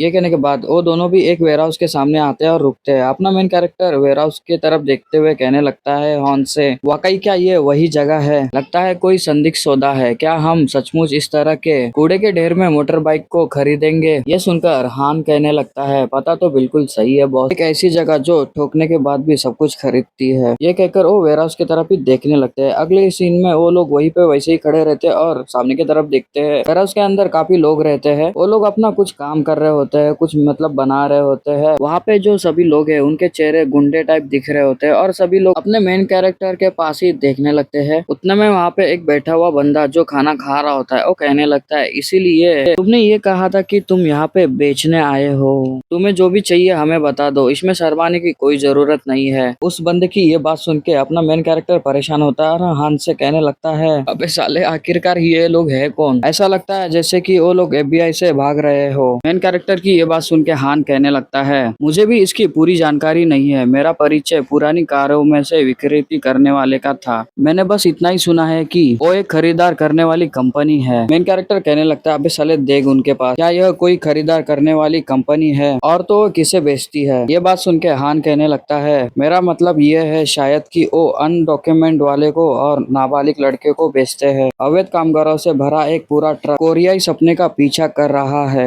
लेकिन पीछे बैठा हुआ शख्स जो अपने ही कान में उंगली करते हुए कान को साफ करने लगता है, उनकी बातों का शायद आंसर का जवाब चाहता होगा। तभी हान अपने मेन कैरेक्टर से आगे कहने लगता है, आप तो जानते हो ऐसे बच्चे जो बिना नंबर प्लेट वाले मोटर बाइक पर इधर उधर घूमते हैं। ये बात सुन के अपना मेन कैरेक्टर कहने लगता है कि क्या, अरे यार तुम क्या मूर्ख हो, ये बात तुम्हें अभी क्यों कहनी चाहिए थी। ये कहकर अपने मेन कैरेक्टर का चेहरा दिखाते हैं, जिसके चेहरे से पसीना निकल रहा होता है और वो हान की तरफ देख रहा होता है। उतने में उनके सामने जो बॉस बैठा हुआ होता है वो कहने लगता है, अरे यार तुम किस चीज के बारे में बात कर रहे हो, सुनने में तो मजेदार लग रहा है, मुझे भी बताओ। तभी हान कहने लगता है, अरे कुछ भी नहीं कुछ भी नहीं, क्या हम सौदे की बात करें। बॉस के पीछे जो लोग रहते हैं वो सभी उनके तरफ ही देख रहे होते हैं और तभी कोई तो कोई चीज देखते हुए कहने लगता है, अरे रुको। ये सुनकर फावड़ा पकड़ा हुआ बंदा भी उस तरफ देखने लगता है। तभी हान कहने लगता है, हम कुछ मोटर बाइक को बेचना चाहते हैं लेकिन इनकी संख्या काफी ज्यादा है। तभी वहाँ पर उस मोटर बाइक को देखने लगते हैं। उस बाइक को देखकर उसमें से एक बंदा कहने लगता है, ये तो लगभग उसकी ही ग्रेड की जैसी है जिस ग्रेड का सैंपल हम लाए थे। तभी हान ये बताने लगता है, ये पूरा 500 यूनिट है। ये बात सुन के सामने बैठा हुआ बॉस मुस्कुराने लगता है और तो वो अजीब हंसते हुए कहने लगता है, हम सब कुछ खरीद लेंगे, सौभाग्यवश हमें वैसे भी कुछ की जरूरत थी। इकोनॉमिक जितनी खराब हो जाती है हमारा मार्केट उतना ही अधिक सक्रिय हो जाता है। आजकल के यंग पीपल जिम्मेदारी लेने से नफरत करते हैं, तुम तो जानते हो है ना। ये कहकर वो बॉस हंसने लगता है और कहने लगता है, क्या तुम लोगों को भी जिम्मेदारी मुफ्त में चाहिए, इसकी क्या जरूरत है तुम्हें, अगर कभी इसकी जरूरत पड़े तो बस कह देना, मैं तुम्हें इसे सस्ते में एक छोटे से गिफ्ट के तौर पर मैं दे दूंगा। उस बंदे की ये बात सुन के अपना मेन कैरेक्टर गुस्से में आता है और हान की तरफ दिखाता है, जो स्माइल करते हुए कहने लगता है कि नहीं नहीं नो थैंक्स, मैं पहले से ही इसकी टॉनिक ले रहा हूँ। तभी मेन कैरेक्टर हान से कहने लगता है कि लेट्स गो, चलो यहाँ से चलते हैं। ये कहकर वो खड़ा हो जाता है। हान जो मेन कैरेक्टर के तरफ देखने लगता है और कहता है कि क्या हुआ। तभी मेन कैरेक्टर कहने लगता है हान से कि यहाँ पे हम नहीं बेचेंगे। तभी हान मेन कैरेक्टर से कहने लगता है, तुम किस बारे में बात कर रहे हो, तुमने ही तो कहा था इन्हें हर हाल में बेचना होगा हमें। हान की ये बात सुन के मेन कैरेक्टर उसके तरफ देखता है और कहने लगता है हान से, अगर हमने सेल कर दिया बाइक को इससे, क्या इसका इस्तेमाल क्राइम करने के लिए नहीं किया जाएगा बेवकूफ, हम किसी क्राइम गिरोह के लिए काम करने वाले ठेकेदार नहीं है। मेन कैरेक्टर की बातें वो मेन बॉस भी सुनता है और कहने लगता है, क्या क्राइम, गुस्से से उनके तरफ देखने लगता है। दूसरी तरफ हमारा मेन कैरेक्टर हान से कहने लगता है, समझिंग ट्रेडिंग का इस तरह से अपमान मत करो। ये बात सुन के अपना हान कहने लगता है, यार रुको यार बॉस, मेरी पहली बात तो सुन लो। और ये कहकर वो कान में कहने लगता है अपने मेन कैरेक्टर के और कहने लगता है, बॉस बस करो, मैंने इसे तैयार करने के लिए कितनी मेहनत की है और तो तुम अब पीछे हट रहे हो। और अगर हम सच कहूँ तो अगर हम इन्हें एक्सपोर्ट भी कर देते हैं तो पता नहीं इसका इस्तेमाल कैसे होगा। हान की ये बात सुन के मेन कैरेक्टर सोचने लगता है और सोचते हुए परेशान होता है। उसे सोचता हुआ देख के हान कहने लगता है, प्लीज इसे एक बार केयरफुली सोचे, अगर ये डील भी फेल हो जाती है तो मेरे पास भी कोई विकल्प नहीं बचेगा, आप ये जानते हो है ना। तभी उतने में ही वो बॉस सुन लेता है और गुस्सा करते हुए कहने लगता है, बिजनेस में ऐसे ही होता है, कभी कभी डील फेल हो जाती है, क्या तुमने ये कहावत नहीं सुनी है, समय ही धन है। तो उसकी ये बात सुन के हान और मेन कैरेक्टर उसके पास देखने लगते हैं। उतने में ही वो बॉस गुस्सा करते हुए आगे कहने लगता है, तुम मेरे प्रीशियस टाइम के बदले मुझे क्या भुगतान करने की योजना बना रहे हो, तुम हमें कंपनसेट जरूर दोगे, नन्हे से सोने के टुकड़े। यह कहकर वो बॉस अपने चेयर से उठता है। उसके पीछे उसके बंदे लोग आगे की ओर बढ़ने लगते हैं। हान ये देख के हैरान होता है। अपना मेन कैरेक्टर कहने लगता है, दोनों ने भी यहीं पे टाइम बर्बाद किया है, तो चलो इसे यही खत्म कर देते हैं और गुड नोट पर अलग हो जाते हैं। कौन जानता है शायद हम फ्यूचर में इससे भी ज्यादा बेहतर डील कर ले। ये बात सुन के बॉस के बंदे रहते हैं वो तभी भी आगे बढ़ने लगते हैं। उन लोगों को आगे बढ़ता हुआ देख के अपना मेन कैरेक्टर कहने लगता है हान से, यहाँ का मॉल अजीब व गरीब होता जा रहा है, हमें भी तैयार होना चाहिए। हान ये बात सुन के अपने मेन कैरेक्टर के कंधे के ऊपर हाथ रखता है और कहने लगता है, इसे मेरे पे छोड़ दो, सबसे बड़ा ब्रदर होने के तौर पर मैं उन्हें उनकी लेवल के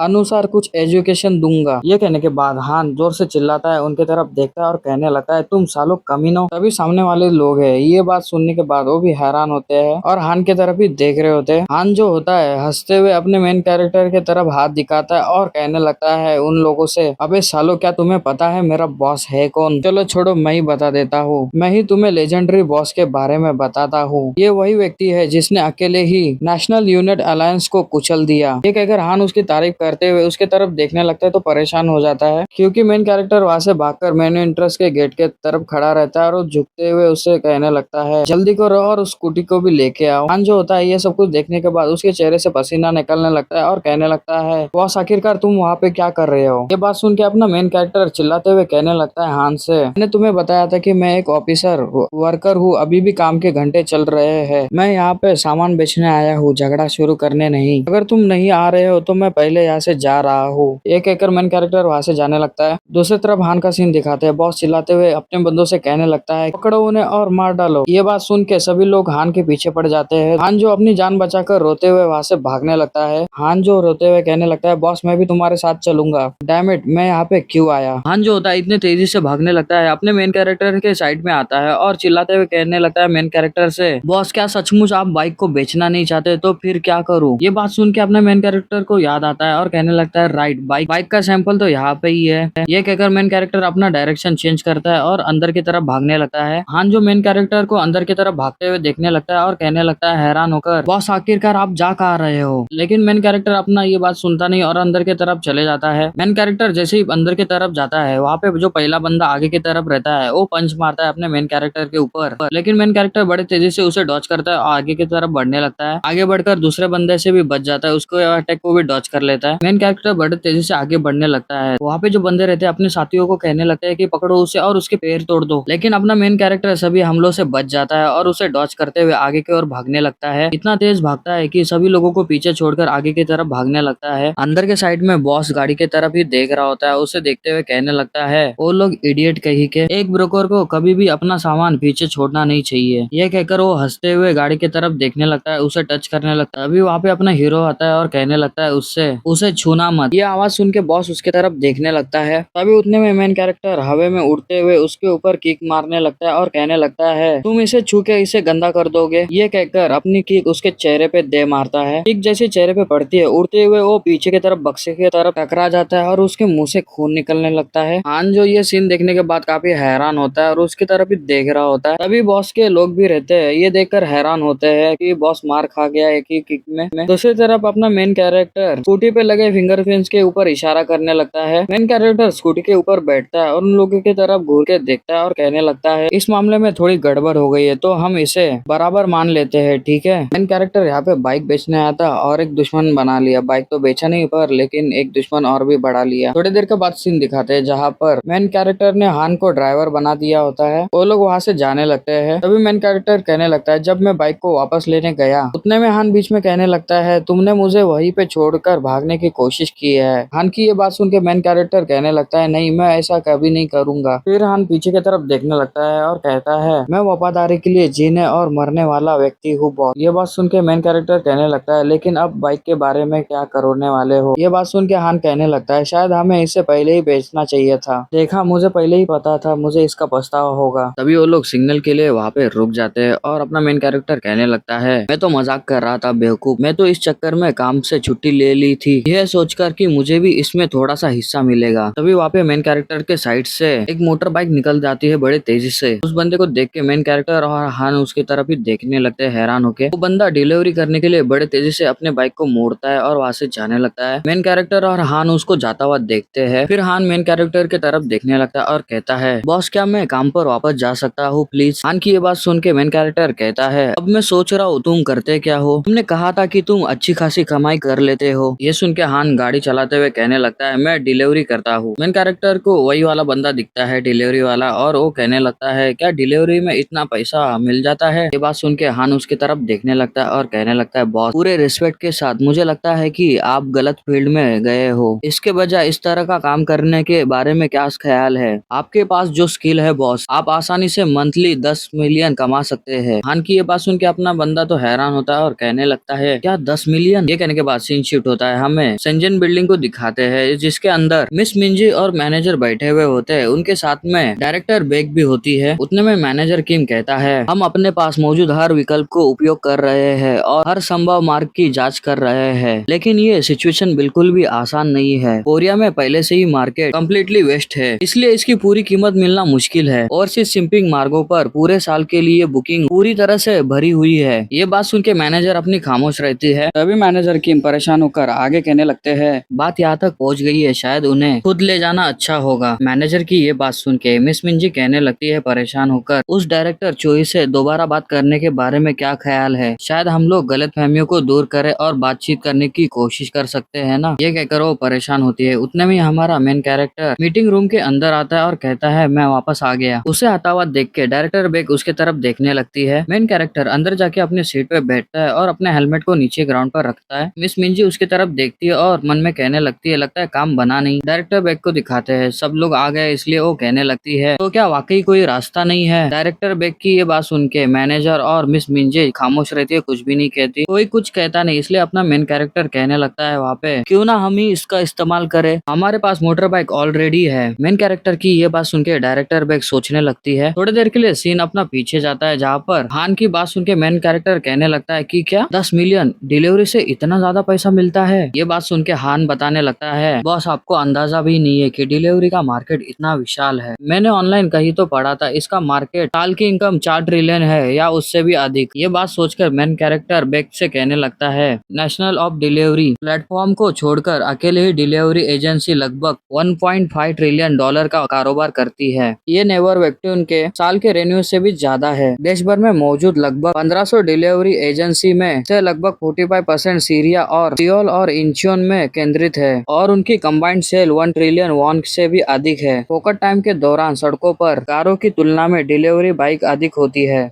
इसलिए मुझे नहीं लगता कि वो नंबर बड़ा चढ़ाकर बताए गए हैं। इसलिए यदि हम मोटर बाइक का गुड यूज करें, कहकर मेन कैरेक्टर हेलमेट के ऊपर हाथ रखता है। मेन कैरेक्टर की ये बात सुन के डायरेक्टर बेग सोचने लगती है। उसे सोचता हुआ देख के अपना मेन कैरेक्टर आगे कहने लगता है इसमें हम 1 अरब नहीं कमा पाएंगे, इससे भी ज्यादा 10 अरब कमा पाएंगे। मेन कैरेक्टर की बात सुन के मैनेजर चाह कहने लगता है चेंगो कोई नया बिजनेस शुरू करना कोई ऐसी बात नहीं है जिसे हम हल्के में ले सके। उतने में मिस मिंजी भी उसे कहने लगती है ये कंपनी कोई बच्चों का खेल नहीं है, क्या तुम इसे ही सचमुच प्लान बना रहे हो? मिस मिंजे की यह बात सुन के अपना मेन कैरेक्टर सीरियस होके कहने लगता है मैं यहाँ पे घर घर खेलने के लिए नहीं कह रहा हूँ, मैंने ऑलरेडी फॉरेन कंपनी में विजिट किया, उनके ऊपर स्टडी इंडस्ट्री और ट्रेंड्स एंड मैं वहाँ पे एक ऐसे एक्सपर्ट से मिला जो ये सब कुछ हैंडल कर सकता है ऑपरेशन। क्या आप मुझे परमिशन दे सकते हैं डायरेक्टर? मेन कैरेक्टर की ये बात सुन के तो डायरेक्टर भी हैरान होती है और उसके तरफ देखने लगती है। अभी उतने में मेन कैरेक्टर अपने हेलमेट के ऊपर हाथ रखता है और कहने लगता है आपने ही हमसे कहा था कि हम अंत तक अपना बेस्ट प्रदर्शन करें, हम अभी तो अपनी शुरुआत कर रहे हैं। ये बात कहकर मेन कैरेक्टर स्माइल करने लगता है। उतने में थोड़ी देर के बाद का सीन दिखाते हैं, जहाँ पर वो लोग चले गए होते हैं और अपनी डायरेक्टर बेग वहाँ पे खड़ी रहती है, नजारा देख रही होती है और सोच रही होती है मन में और कहने लगती है अपने वायलेंट नेचर को साइड में रखने के बाद चोई शक्जिन एक ऐसा बिजनेसमैन है जो प्रॉफिट और लॉस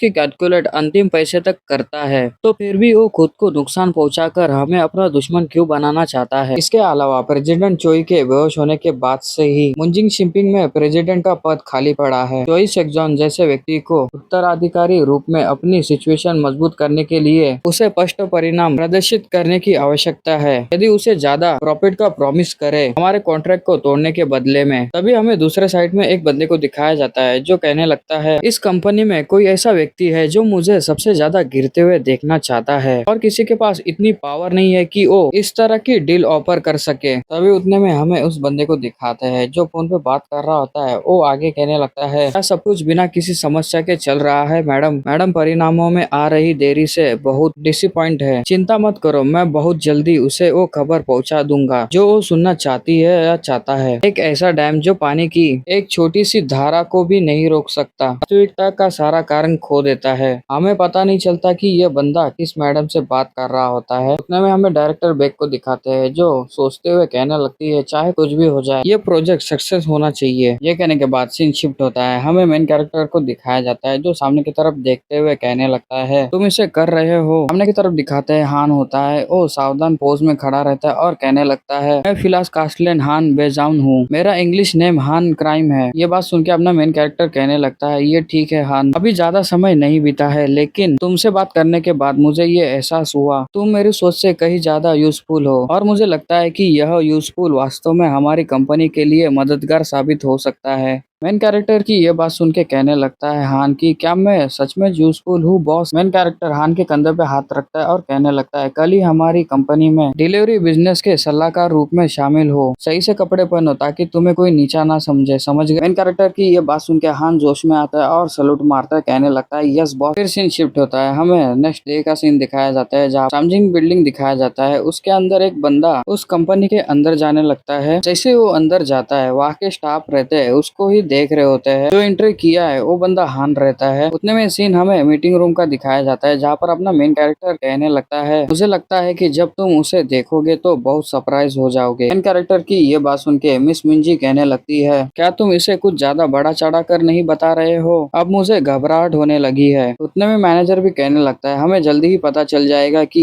ये हाइप है या डिसअपॉइंट। मैनेजर की ये बात सुन के मेन कैरेक्टर कहने लगता है मैं ये वादा करता हूँ कि तुम निराश नहीं होगे। डायरेक्टर भी मेन कैरेक्टर से कहने लगती है तो फिर वो कब आने वाला है। ये कहते ही डोर पे वहाँ पे हान आ जाता है और डोर को खटखटाने लगता है। ये देखकर मेन कैरेक्टर कहने लगता है ऐसा लगता है कि ओ यहीं पे है। फिर बिना किसी देरी के ये कहकर मेन कैरेक्टर हंसते हुए वो डोर को खोलने लगता है और कहता है चलिए मैं आपसे उसे तुरंत मिलवा देता हूँ, मैं डिलीवरी बिजनेस सलाहकार हान बेओमजे से मिलवाता हूँ, चलो इनके लिए ताली बजाओ। ये कहकर मेन कैरेक्टर जब हान की तरफ देखता है तो उसे भी पसीने आ जाते हैं क्योंकि हान ने पूरा ड्रेसिंग गुंडों के टाइप का किया होता है। हान ऐसा दिखने लगता है जैसे कि टपोरी बॉस रहता है कोई। हान को ऐसे कपड़े में देख के तो अपने हीरो की बोलती ही बंद हो जाती है। वो ब्लैक एंड व्हाइट ही हो जाता है, सीधा परेशान हो जाता है। मेन कैरेक्टर हान से कहने लगता है आपसे मिलके अच्छा लगा डिलीवरी स्पेशलिस्ट सलाहकार हान। उतने में अंदर बैठे तीनों बंदे हान को देखने के बाद परेशान होते हैं और उसे ही देखे जा रहे होते हैं। उतने में हान स्माइल करते हुए आंख मारते हुए कहने लगता है नहीं, मेरा मतलब ये है कि मेरा नाम मिस्टर हान क्राइम है, मैं तुम्हारे साथ वर्क करने के लिए तैयार हूँ। इतना वो कहता ही है उतने में मेन कैरेक्टर उसका शर्ट पकड़ लेता है और कहने लगता है चिल्लाते हुए गुस्से से तुम यहाँ पे याकुजा की तरह कपड़े क्यों पहनकर आए हो, मैंने तुम्हें स्पष्ट रूप से बताया था है ना। मेन कैरेक्टर की ये बात सुन के हान परेशान होता है और कहने लगता है आप ही ने तो कहा था मुझे कुछ ऐसा पहनना जिसे मुझे कोई नीचा ना दिखा सके। ये बात सुन के मेन कैरेक्टर चिल्लाते हुए कहने लगता है साले गधे, तुम्हें लगता है कि तुम्हें नीचा न दिखाने का मेरा यही मतलब था। उन दोनों को ऐसा करता हुआ देख के मिस मिंजी अपना सर झुका लेती है और डायरेक्टर बेग खामोश होकर अपने मेन कैरेक्टर को आवाज देती है कौन। कहकर डायरेक्टर बेग अपना गुस्से वाला मोड चालू करती है और उसे कहने लगती है आखिरकार वो आदमी है कौन। मेन कैरेक्टर डायरेक्टर बेग को इतना गुस्से में देखने के बाद वो भी परेशान होता है और कहने लगता है ये वही है सलाहकार जिसके बारे में मैंने आपको बताया था। ये कहने के बाद हमें दूसरे सीन में हान को दिखाते हैं जो मीटिंग रूम के बाहर खड़ा रहता है। मीटिंग रूम के अंदर के साइड में मैनेजर और मिस मिंजी दोनों मिलके उसकी वाट लगा रहे होते हैं और कहने लगते हैं कौन क्या ये कोई मजाक है, जो सलाहकार है वो लोन शार्क वाला तो नहीं है ना। तभी मैनेजर भी कहने लगता है तुम उस तरह के बदमाश को कैसे प्रोजेक्ट में ले सकते हो और शामिल कर सकते हो जिस पर पूरी टीम का भविष्य टिका हुआ है। उन दोनों की ये बात सुनने के बाद अपना मेन कैरेक्टर हंसते हुए परेशान होता है और कहता है उसके आउटफिट को छोड़ देते हैं तो एक्चुअली में वो एक प्रोफेशनल है, कम से कम पहले उसकी बात तो सुन लो। मेन कैरेक्टर की बात सुन के मैनेजर चा कहने लगते हैं ये कोई बच्चों का खेल नहीं है, मैं सचमुच निराश हुआ। दूसरी तरफ से मिस मिंजी भी कहने लगती है मैं पहले से ही काम के बोझ तले दबी हुई हूँ और तुम यहाँ पे आके और भी समस्या खड़ी कर रहे हो। तीनों की बात सुन के डायरेक्टर बेग अपने सर के ऊपर हाथ लगाती है और सोच रही होती है अब मैं क्या करूँ। ये कहने के बाद वो सोचती है और फिर कहने लगती है कि काम करो उसे अंदर आने दो। ये बात सुन के तीनों भी हैरान होते हैं। मैनेजर तो कहने लगता है डायरेक्टर लेकिन क्यों। ये सुनकर डायरेक्टर बेग कहती है किसी भी गेस्ट को बाहर खड़ा कर देना ये काफी रूड व्यवहार होगा। आखिरकार ये वही व्यक्ति है जिसे कौन ने हमारे टीम में लेकर आया है, अगर कौन उसकी सिफारिश कर रहा है तो उसके पास इसके कुछ कारण जरूरी होंगे। भले ही हमें गुस्सा आए लेकिन उसकी पहली बातें सुन ही लेते हैं। प्लीज पेपर और मीटिंग मटेरियल गेस्ट के साथ शेयर कर लो। ये बात सुन के मैनेजर मिस मिंजी और अपना हीरो डायरेक्टर बेग को देखने लगते हैं और कहते हैं हम समझ गए। फिर थोड़ी देर के बाद मीटिंग स्टार्ट होती है जहाँ पर डायरेक्टर बेग कहने लगती है हान से क्या मैं तुम्हें मिस्टर हान करके बुला सकती हूँ। हान ये बात सुन के कहने लगता है यस यस ऑफकोर्स। अभी सभी के पास पेपर आता है और डायरेक्टर बेग कहने लगती है तो चलिए मीटिंग शुरू करते हैं, हम उन्हें हेड डाउन के आधार पर शुरू करेंगे जो मैंने आपको दिया है। ये बात सुन के वो चारों भी पेपर उठाते और उसे देखने लगते हैं। उस पेपर को देखने के बाद मिस मिंजी कहने लगती है डिलीवरी एजेंसी बिजनेस के लिए सबसे पहले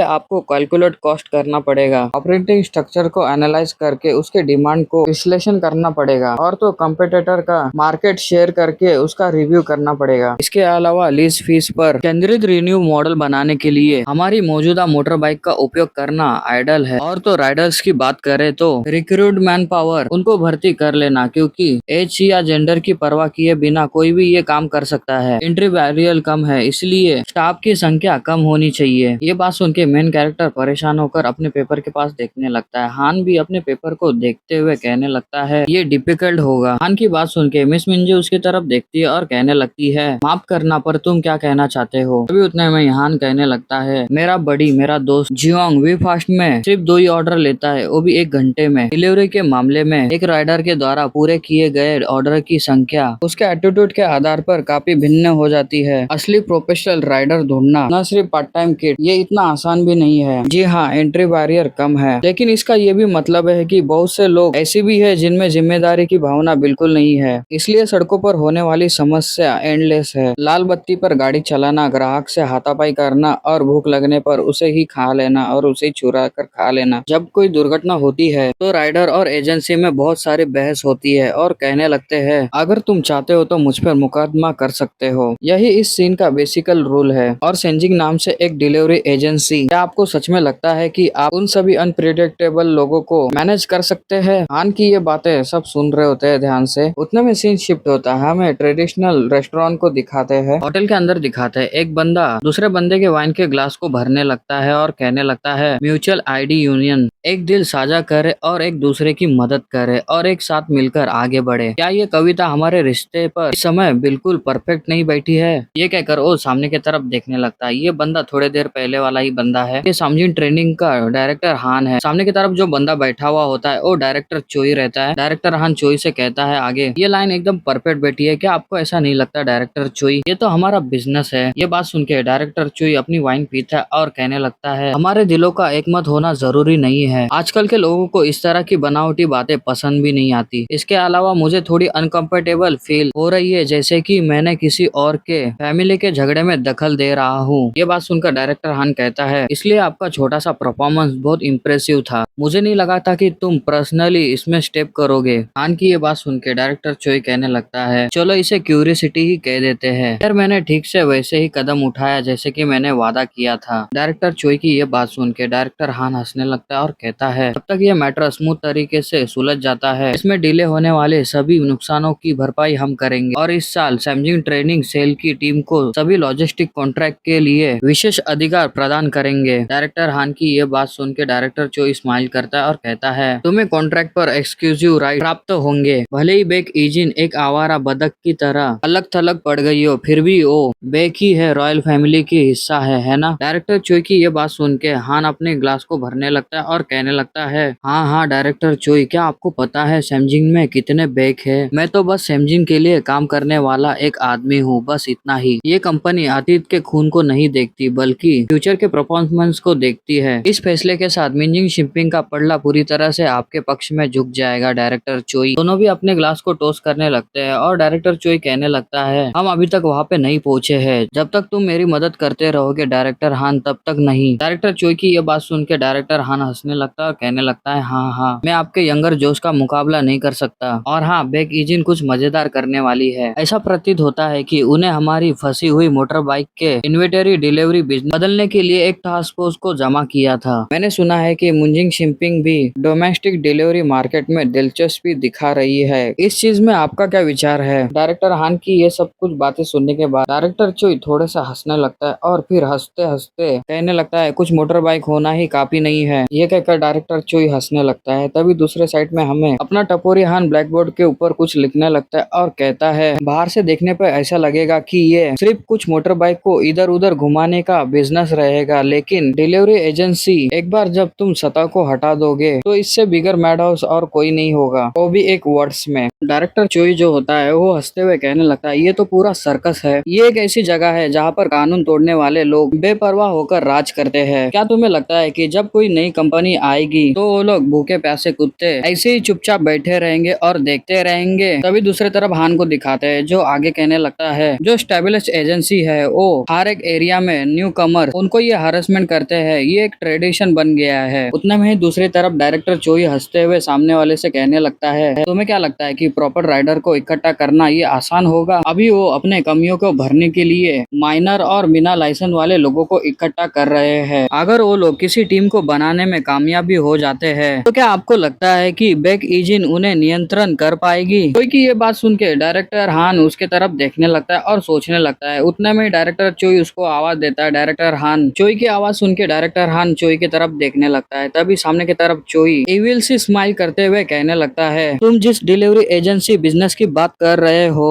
ये काम सूट पहने हुए पुरुषों के द्वारा किया नहीं जाता। दूसरी तरफ सेम डायलॉग अपना हान भी कहता है उन लोगों से, ये काम सूट पहने हुए पुरुषों से नहीं किया जा सकता। इस सर्कस में हमें राइवल एजेंसी के बीच चल रही आपसी टफ वार से पार होना होगा। इवन राइडर को हैंडल करना और फ्रंट में उनके लाइसेंस रहने चाहिए। उतने में डायरेक्टर बेक को दिखाते हैं, जो हान की ये सभी बातें सुनने के बाद वो कुछ सोच रही होती है। उसको सोचता हुआ देख के अपना मेन कैरेक्टर सीरियस होता है और कहने लगता है हान से, क्या तुम्हें सच में लगता है कि नौसेकिया बेक इजिन ऐसा कर सकती है? मेन कैरेक्टर की बात सुन के हान भी जोश में आता है और कहने लगता है, हाँ क्यों नहीं, वो बहुत खूबसूरत है, वो कर सकती है और उनके साथ लेजेंड है तो वो कर सकती है। ये कहने के बाद सीन शिफ्ट होता है। हमें अगले दिन का सीन दिखाते हैं। हमें बहुत सारी बिल्डिंग को दिखाने के बाद हमें एक पार्क को दिखाया जाता है, जहाँ पर एक जगह पे बहुत सारे लोग इकट्ठा हो रहे होते हैं और बाहर के साइड में जो भी लोग होते हैं उस जगह पे आने के लिए आगे की ओर बढ़ रहे होते हैं। एक मोटू बंदे को दिखाते हैं जो भीड़ में रहता है और वो कहने लगता है चिल्लाते हुए, तुम लोग अब कब शुरू करने वाले हो? अगर तुमने हमें यहाँ पे बुलाया है तो इसे जल्दी शुरू करो। मोटू की बात सुन के वहाँ पे जो लोग रहते हैं वो भी कहने लगते हैं, चलो चलो जल्दी करो, शुरू करो। वहाँ पे एक बंदा तो ये कहने लगता है, अरे यार कल मैंने सट्टेबाजी में सभी पैसे अपने खो दिए नहीं होते तो मैं आज बाहर आता ही नहीं। भीड़ में सभी बात कर रहे होते इसलिए हान और अपना मेन कैरेक्टर उनके तरफ देखने लगते हैं। हान अपने मेन कैरेक्टर के पास परेशान होकर देखता है और कहने लगता है, बॉस हम कब शुरू करेंगे? मैंने पूरी रात लोगों को फोन करके उन्हें इकट्ठा करने में बिताई, लेकिन बॉस क्या आप इस बारे में पूरी तरह से श्योर है? ये कहकर हमें कल के मीटिंग के बाहर का सीन दिखाते हैं, जहाँ पर अपना मेन कैरेक्टर हान से कहता है, कल मैं ये चाहता हूँ कि तुम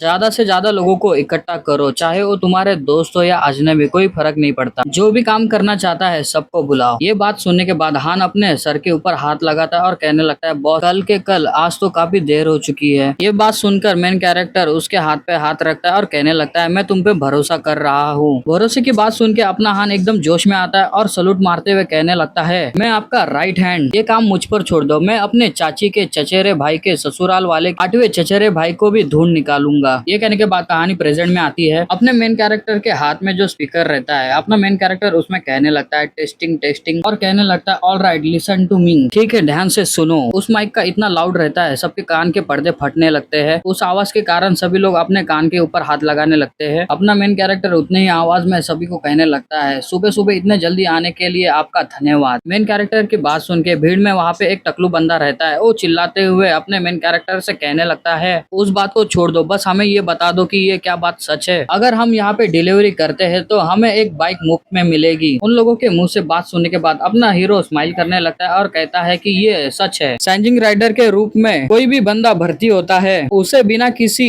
जीरो लीज फीस के बिना बाइक फ्री में मिलेगी। मेन कैरेक्टर की ये बात सुनने के बाद भीड़ में जो लोग रहते हैं वो आपस में फुसफुसाने लगते हैं और कहते हैं, बिल्कुल नहीं, हम जैसे लोगों के लिए किराए का सूल भी सबसे बड़ा बोझ है और वो लोग फ्री में बाइक उधार पे दे रहे हैं। ये कोई स्कैम तो नहीं है? अगर ये असली है तो ये बहुत बड़ी बात है, लेकिन मगर कोई बाइक लेकर भाग जाए तो उसका क्या होगा? सभी की बातें सुनने के बाद अपना मेन कैरेक्टर माइक में कहने लगता है, लेकिन क्योंकि हम इन्हें मुफ्त में दे रहे हैं, इस फ्री इक्विपमेंट सपोर्ट के लिए 2 कंडीशन है। पहला तो ये है इलीगल राइडर रजिस्ट्रेशन और दूसरा तुम्हें पास करना पड़ेगा इंटरव्यू, और ये इंटरव्यू का मेथड है। ये कहकर अपना हीरो टेबल पे हाथ रखता है और अपना स्लीव को ऊपर करता है और कहने लगता है, आर्म रेसलिंग, तुम्हें मुझसे आर्म रेसलिंग करनी पड़ेगी। मेन कैरेक्टर की बात सुनने के बाद वहाँ पे जो भीड़ रहती है, जो टपोरी लोगों की, उसकी बात सुन के कहने लगता है, आर्म रेसलिंग इंटरव्यू में कौन लेता है बे? और तभी दूसरा बंदा कहने लगता है, आर्म रेसलिंग करने के बाद हम जो जीतेंगे तभी वो बाइक मुफ्त में देगा, है ना? इतना आसान इंटरव्यू सुनने के बाद सभी लोग जो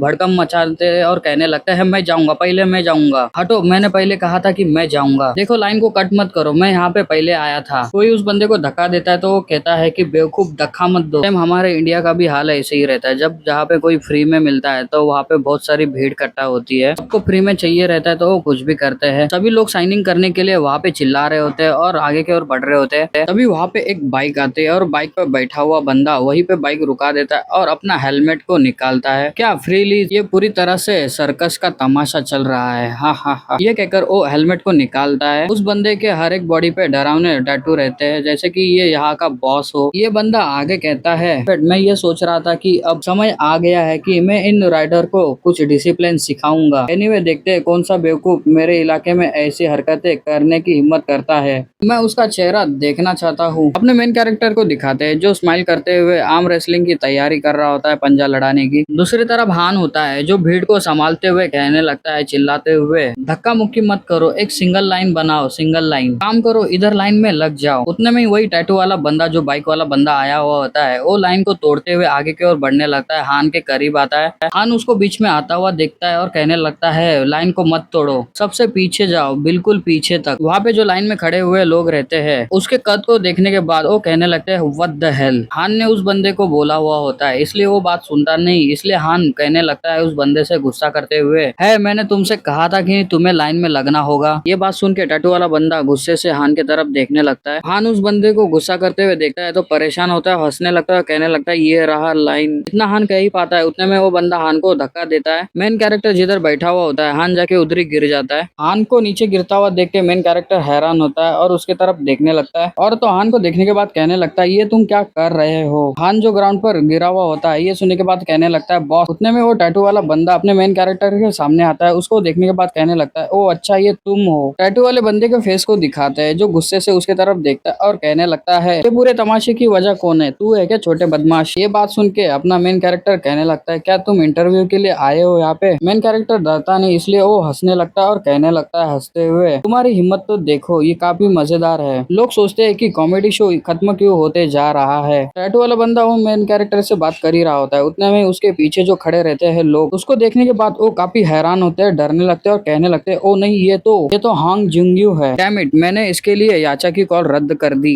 लेकिन आखिरकार ओ क्रेजी बुल हांग जुंगयू यहाँ पे कर क्या रहा है। ये कहने के बाद हांग को दिखाते हैं जो मेन कैरेक्टर का गिरेबान को पकड़ता है और उसे उठाने लगता है। पीछे गिरा हुआ हान रहता है, ये देखकर परेशान होता है। तभी हांग मेन कैरेक्टर को डराते हुए कहने लगता है अरे तू सूट पहने हुए लड़के, क्या तुम्हें सचमुच लगता है कि तुम इस तरह की ग्राउंड एक्ट करने के बाद तुम मेरे राइडर को चुरा सकते हो। तुम्हें इस सीन का वर्क का कोई भी अंदाजा नहीं है ना। तुम क्या चाहते हो कि मैं तुम्हें इंटरव्यू देने में मदद करूं। क्योंकि ये बातें सुनने के बाद अपना मेन कैरेक्टर स्माइल करता है और कहता है मुझे ये बात अच्छी तरह से पता है mister Hong Xingu. Main character की बात सुनने के बाद हांग उसकी तरफ देखने लगता है हैरान होकर। अभी उतने में मेन कैरेक्टर आगे उसकी डिटेल देने लगता है, कहने लगता है एज 24, शेरम टीम का एक निकम्मा कप्तान। इसके अलावा तुम स्पोर्ट में परमानेंटली बैन हो, जूनियर खिलाड़ी को गाली देना और उनको बुरी तरह से पीटना। इसके अलावा तुम 18 हफ्तों के लिए खेल से बाहर हो गए और तो तुम याचा डिलीवरी एजेंसी के राइडर मैनेजर हो, है ना। उसके बारे में इतनी जानकारी सुनने के बाद हांग जोर जोर से हंसने लगता है और कहता है ये बुरा नहीं है, तुम पूरा होमवर्क करके आए हो। ये कहने के बाद वो सीरियस होता है और गुस्से से कहने लगता है अगर तुम्हें इतना पता है तो बेवकूफ भरी हरकतें करना छोड़ दो और यहाँ से चले जाओ, तब तक कि तुम अपना सर फुटपाथ पर रगड़ना नहीं चाहते। उन दोनों की ऐसी नोकझोंक देखने के बाद हान उठता है और कहने लगता है बॉस क्या वाकई आप इसी बात को लेकर श्योर थे। तभी उतने में पिछले रात का सीन दिखाते हैं जहाँ पर हांग जो होता है वो अपने मेन कैरेक्टर से चिल्लाते हुए कहने लगता है आप हांग जुंगू से पंगा मत लेना। ये बात सुन के अपना मेन कैरेक्टर कहने लगता है तुमने ही तो कहा था वो यहाँ का सबसे प्रसिद्ध आदमी है। ये बात सुन के हान कहने लगता है इसलिए तो आप नहीं कर सकते ना। उस क्रेजी बुल हांग को पद का या उम्र का कोई परवाह नहीं है। ये बात सुनने के बाद मेन कैरेक्टर कहने लगता है ओ अच्छा, इसलिए तो उसकी वाकई हमें अभी जरूरत पड़ेगी। ओ मेरे लेफ्ट हैंड, पर दुनिया में बदलाव आने के बावजूद कोई एक चीज नहीं बदलती है, तो तुम्हारे विचार से वो क्या है, बोलो वो क्या है। मेन कैरेक्टर की ये बात सुन के हान तो परेशान होता है और उसकी तरफ देखने लगता है। कहानी प्रेजेंट में आती है, हमारा हीरो हंसने लगता है और हान ने कॉलर पकड़ा हुआ होता है। मेन कैरेक्टर अपने हाथों से उसके उंगलियों को निकालते हुए कहने लगता है अगर तुम्हें इतना ही तुम पर कॉन्फिडेंस है तो चलो एक छोटी सी बेट लगाते हैं आर्म रेसलिंग के साथ। ये कहते वक्त मेन कैरेक्टर उसका हाथ अपने हाथों में रखता है। हांग ये बात सुन के चिढ़ जाता है और वहीं पे खड़ा रहता है। उतने में हमारा मेन कैरेक्टर पीछे जाकर जिस टेबल पे बैठा होता है वो उठाने लगता है और कहता है यदि तुम जीतते हो मिस्टर हांग, हम अपनी सभी बाइक को आपको दे देंगे मुफ्त में, वो भी उधार पे। लेकिन अगर मैं जीतता हूँ तो तुम्हें चेंजिंग ट्रेडिंग के लिए राइडर बनना होगा। बेशक अगर तुम्हें डर लग रहा है तो हमें ये करने की कोई जरूरत नहीं है। मेन कैरेक्टर की बात सुनने के बाद हांग को गुस्सा आता है और कहने लगता है तू साले कमीने, तू सूट पहने हुए बेवकूफ, तुम्हें अपना वादा निभाना होगा वरना हालात बेहद खराब हो जाएंगे तुम्हारे लिए। अपना मेन कैरेक्टर तो आर्म रेसलिंग के लिए रेडी हो जाता है और कहने लगता है हांग से मैं ऐसा क्यों नहीं करूंगा, वेरिएबल कॉन्ट्रैक्ट भी आखिरकार कॉन्ट्रैक्ट ही होता है। ये कहने कहने के बाद दूसरे ही सीन में हमें हांग को दिखाया जाता है जो पूरी ताकत लगा रहा होता है, अपने दांत पीस रहा होता है, आर्म लेसलिंग के लिए पूरा जोर लगा रहा होता है। लेकिन दूसरे साइड अपना मेन कैरेक्टर तो उबासी ले रहा होता है और उसको इतनी भी ताकत लगाने की जरूरत नहीं पड़ती इसके खिलाफ। हान पूरी रेड चड्डी की ताकत लगा देता है लेकिन मेन कैरेक्टर के हाथ को हिला भी नहीं पाता, इसलिए वो मन में कहता है आखिरकार ये बंदा है कौन। ये कहने के बाद फिर एक बार जोर लगाता है और कहता है मन में, मैं उसे हिला भी नहीं पा रहा हूँ मेरे खिलाफ। मैंने आज तक कभी अपने ताकत के दम पर कभी हार नहीं मानी है किसी के भी खिलाफ। मुझे जीतना होगा, अगर मैं यहाँ पे हार गया चाहे वो गलती से भी। ये कहने के बाद हान पूरा दम लगाने लगता है अपना। हान को ताकत लगाते हुए देख के मेन कैरेक्टर हंसने लगता है और कहने लगता है क्या तुम्हें लगता है मैं हंसी का पात्र बनूंगा? खासकर ये बात फैल जाएगी कि तुम बिना टैटू वाले किसी साफ सुथरे सूट पहनने वाले व्यक्ति से हार गए हो, है ना। साइड में खड़ी ऑडियंस सब ये देख रही होती है और अपने मेन कैरेक्टर की बात सुनने के बाद उनमें से एक बंदा कहने लगता है वो इंटरव्यू लेने वाला काफी अच्छा है ना। दूसरा वाला बंदा कहता है वो पिछले 5 मिनट से एक ही सिचुएशन में फंसे हुए हैं। उतने में तीसरा वाला बंदा कहने लगता है जिंगू बस उसके साथ मजाक कर रहा है, आपको पता है इस मैच में कई राइडर हिस्सा लेने वाले हैं। मुझे तो जिंगू से बहुत जलन हो रही है। तभी हमें मेन कैरेक्टर को दिखाते हैं जो हंसता है और कहने लगता है मुझे ये मैच को यही खत्म करना होगा, बहुत से लोग इंतजार कर रहे हैं। मेन कैरेक्टर की बात सुन के हान कहने लगता है बस 1 सेकंड रुक जाओ, लेकिन मेन कैरेक्टर सुनता नहीं और अपने हाथों का जोर हान के साइड पे झुका देता है। ये देखकर हान भी हैरान होता है। वहाँ पे खड़े हुए ऑडियंस ये देख के उनके मुंह के खुले ही खुले रह जाते हैं। हान को दिखाते हैं जो ये देखकर बहुत परेशान हो चुका होता है क्योंकि उसका हाथ टेबल पे टच हुआ होता है। हान के चेहरे के एक्सप्रेशन को देखने के बाद अपना मेन कैरेक्टर कहने लगता है तुम्हारे चेहरे के हाव भाव सब कुछ बयां कर देते हैं। मेरा मतलब अगर ये रूमर्स फैल जाएगी कि तुम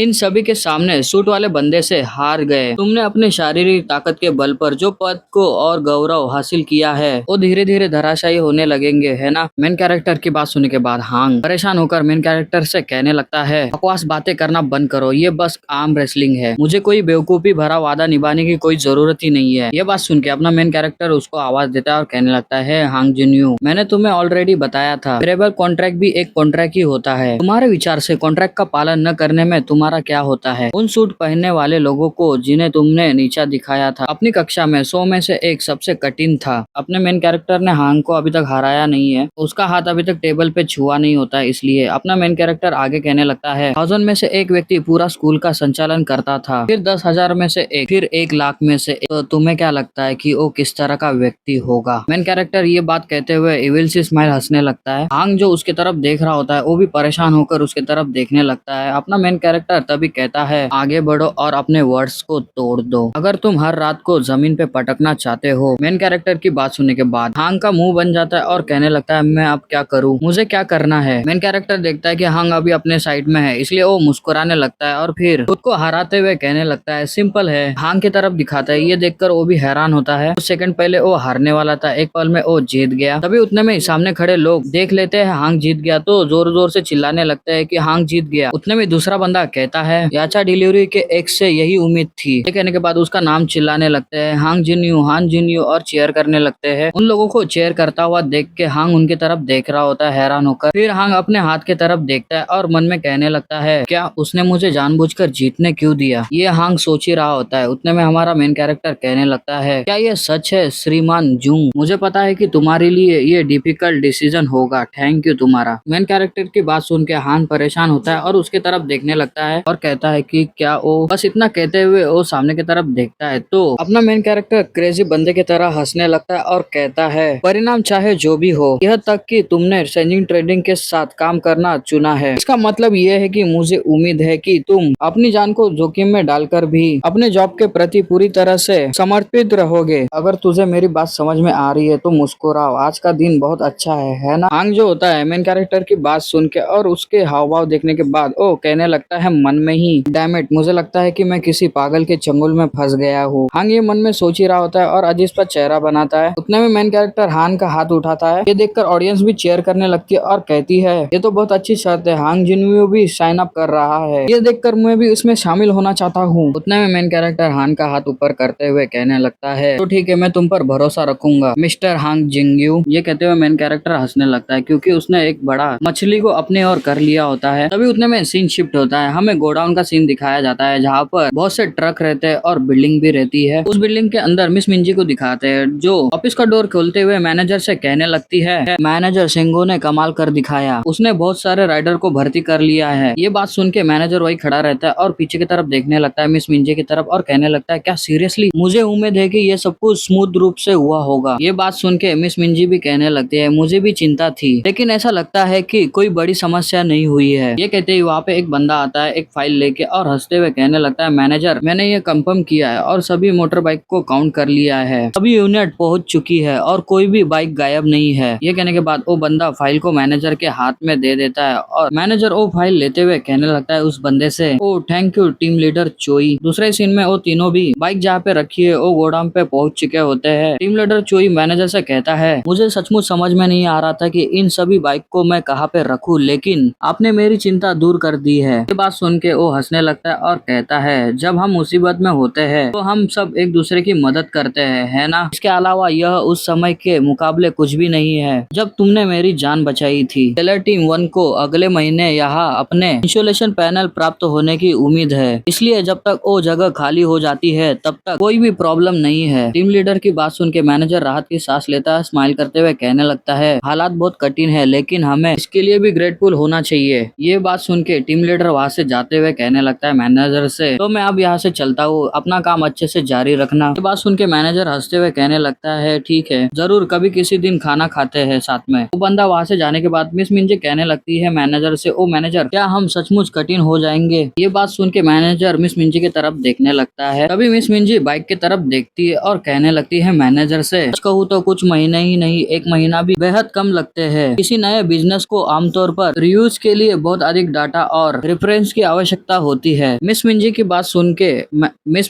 सुन के मैनेजर कहता है, ये जल्दबाजी में किया गया है। इससे ये साफ पता चलता है कि वास्तव में कितना खराब है। कंपनी में डायरेक्टर बेग की सिचुएशन पहले से ही शेखी थी और मुंजिंग शिपिंग कॉन्ट्रैक्ट के विफल होने से ये और भी बदतर हो गई है। इसके अलावा एग्जीक्यूटिव परफॉर्मेंस रिव्यू भी बस आने ही वाले हैं। ये कहकर मैनेजर अपने ग्लास को उतारता है और कपड़े से पोंछने लगता है और कहता है आगे, यदि वो इससे पहले से ही प्रोजेक्ट से कोई भी स्पष्ट परिणाम नहीं दिखाता है, उसके पास बोर्ड को समझाने का कोई भी आधार नहीं होगा। अगर इस बार भी कोई नतीजा नहीं निकला तो। कहने के बाद सीन शिफ्ट होता है, हमें लिफ्ट को दिखाया जाता है जो 5वें फ्लोर पे खुल रही होती है और उसके सामने ही अपनी डायरेक्टर बेग खड़ी रहती है। मैनेजर कहता है कि डायरेक्टर बेग इजिन गंभीर खतरे में होंगे। ये कहने के बाद डायरेक्टर बेग उस लिफ्ट में चढ़ जाती है और डोर क्लोज होने लगते हैं। तभी उतने में ही जैसे ही डोर क्लोज होते हैं एक बंदे का हाथ वहाँ पे आ जाता है, डोर को क्लोज होने से रोक देता है और अंदर की तरफ आता है और स्माइल करने लगता है। ये और कोई नहीं, डायरेक्टर हान रहता है। डायरेक्टर हान बेग को देखकर कहने लगता है, देखो तो सही कौन आया है, देखो तो ये हमारे प्रिय डायरेक्टर बेग इजिन तो नहीं है? डायरेक्टर हान की बात सुन के डायरेक्टर बेग कहने लगती है, बहुत दिनों बाद मिले डायरेक्टर हान। उसके बाद डायरेक्टर हान भी लिफ्ट में चढ़ जाते हैं और दोनों भी एक ही लिफ्ट में होते हैं। थोड़ी देर के लिए माहौल शांत होता है। उतने में डायरेक्टर हान डायरेक्टर बेग के पास देखता है और कहने लगता है, मुझे पता चला है कि सेलर टीम 3 मुंजिन शिपिंग के साथ काम कर रही है, एक्सपोर्ट में असफल रही। उन बाइक को एक नए बिजनेस में बदलना अगर डायरेक्टर बेग है तो मुझे यकीन है कि ये सब कुछ ठीक ही होगा, राइट? डायरेक्टर की बात सुन के डायरेक्टर बेग हंसने लगती है और कहती है, इसमें कोई बड़ी बात नहीं है, मैं बहुत कोशिश करती हूँ, मैं कभी आपके सेलर टीम 1 के बराबर नहीं हो सकती डायरेक्टर हान। स्पेशली मैनेजर पार्क के बारे में लोग कहते हैं कि वो बिल्कुल आपके जैसे है, कामों को इतना बेरहमी और कुशलता से निपटाते हैं कि हर कोई इसकी चर्चा करे जब तक रिजल्ट अच्छा है। प्रोसेस मायने नहीं रखते है ना? डायरेक्टर बेग तारीफ करी या बेइज्जती? डायरेक्टर बेग आगे कहती है, आप हमेशा रिजल्ट देते हो। डायरेक्टर बेग ने एक पल तो इसकी इज्जत ही निकाल दी होती है, इसलिए वो स्माइल करते हुए उसके तरफ ही देखता है और कुछ भी नहीं कहता। उतने में एलिवेटर का डोर खुलता है और डायरेक्टर बेग वहाँ से जाने लगती है और पीछे मुड़ के हंसते हुए उससे कहने लगती है, मुझे पूरा यकीन है कि मैं इस दौरान आपका एलिवेशन अराउंड लगभग तय है। मैं भले ही मोर्च पर थोड़ी सी गड़बड़ कर दूं, शायद मैं खुद ही अपना विनाश कर लूं, इसलिए यह ठीक है। लेकिन आप डायरेक्टर हान इस उम्र में इतनी जोशीली जिंदगी जीना वाकई ये इम्प्रेसिव है। आपने मुझे भी मोटिवेट कर दिया है। अपने लंच का एंजॉय करें। ये कहकर डायरेक्टर बेग वहाँ से चली जाती है, लेकिन डायरेक्टर हान वहीं पे खड़ा रहता है। उसकी सभी बातें सुनने के बाद स्माइल करता है। इस मानवा में यही बंदा काफी शातिर लग रहा होता है। फिर सीन शिफ्ट होता है, हमें एक चाइनीज रेस्टोरेंट को दिखाया जाता है जिसके अंदर डायरेक्टर हान लंच कर रहे होते हैं और उसके साथ में एक बंदा रहता है। तभी वो बंदा डायरेक्टर से कहता है, मैंने आपके द्वारा ऑर्डर दिए गए सेल्स टीम 3 के प्रोजेक्ट की जांच की। ऐसा लगता है कि उन्हें मोटरसाइकिल रखने की जगह ढूंढने में काफी दिक्कत हो रही है। उन्होंने किसी तरह कंपनी के अंदर एक टेम्पररी गोदाम का इंतजाम कर लिया गया, लेकिन अगले महीने हमारा सामान पहुंचते ही उन्हें तुरंत अपना सामान हटाना होगा, इसलिए आपको इसकी आवश्यकता नहीं है चिंता करने की। कहने के बाद वो बंदा खाने की डिश फिश को डायरेक्टर के सामने करता है और हंसते हुए कहता है नए बिजनेस को 1 महीने के अंदर लॉन्च करना, यहाँ तक कि चेयरमैन बेक खुद भी ऐसा नहीं कर पाएंगे। तो क्या आपको सच में लगता है कि बेक इजिन ऐसा कर सकती है? उस बंदे की बात सुन के डायरेक्टर हान हंसने लगता है और कहता है हमें कुछ भी करने की जरूरत नहीं है, वो खुद ही असफल हो जाएगी। मुझे वाकई लोगों के मामले में लक की प्राप्त हुई है। ये बात सुन के वो बंदा स्माइल करने लगता है और उसकी आंखें एक तो छोटी रहती है। वो कहने लगता है मेरा मतलब ये है कि मेरे अंडर में मैनेजर पार्क जैसा कोई व्यक्ति काम करता है। उसकी बात सुन के डायरेक्टर हान हंसते हुए कहने लगता है तुम मेरी तारीफ कर रहे हो मैनेजर पार्क? डायरेक्टर को ऐसे बोलते हुए देख के उसकी दोनों भी आंखें खुल जाती है और परेशान होकर उनकी तरफ देखने लगता है। डायरेक्टर हान आगे कहता है क्या तुम जानते हो कि मैं तुम्हें अपने पास क्यों रखता हूँ? क्योंकि तुम प्रॉपर फिश की तरह हो। ये खाने में स्वादिष्ट तो है लेकिन इसके अंदर जानलेवा जहर भी छिपा है। लेकिन जब मैं इन दिनों तुम्हें देखता हूँ तुम एक कटोरे की तरह हो, ब्लू फिश का सूप जिसमें से सारा जहर निकाल दिया गया है। टेस्टी है लेकिन हार्मलेस। क्या तुम्हें पूरा यकीन है कि वो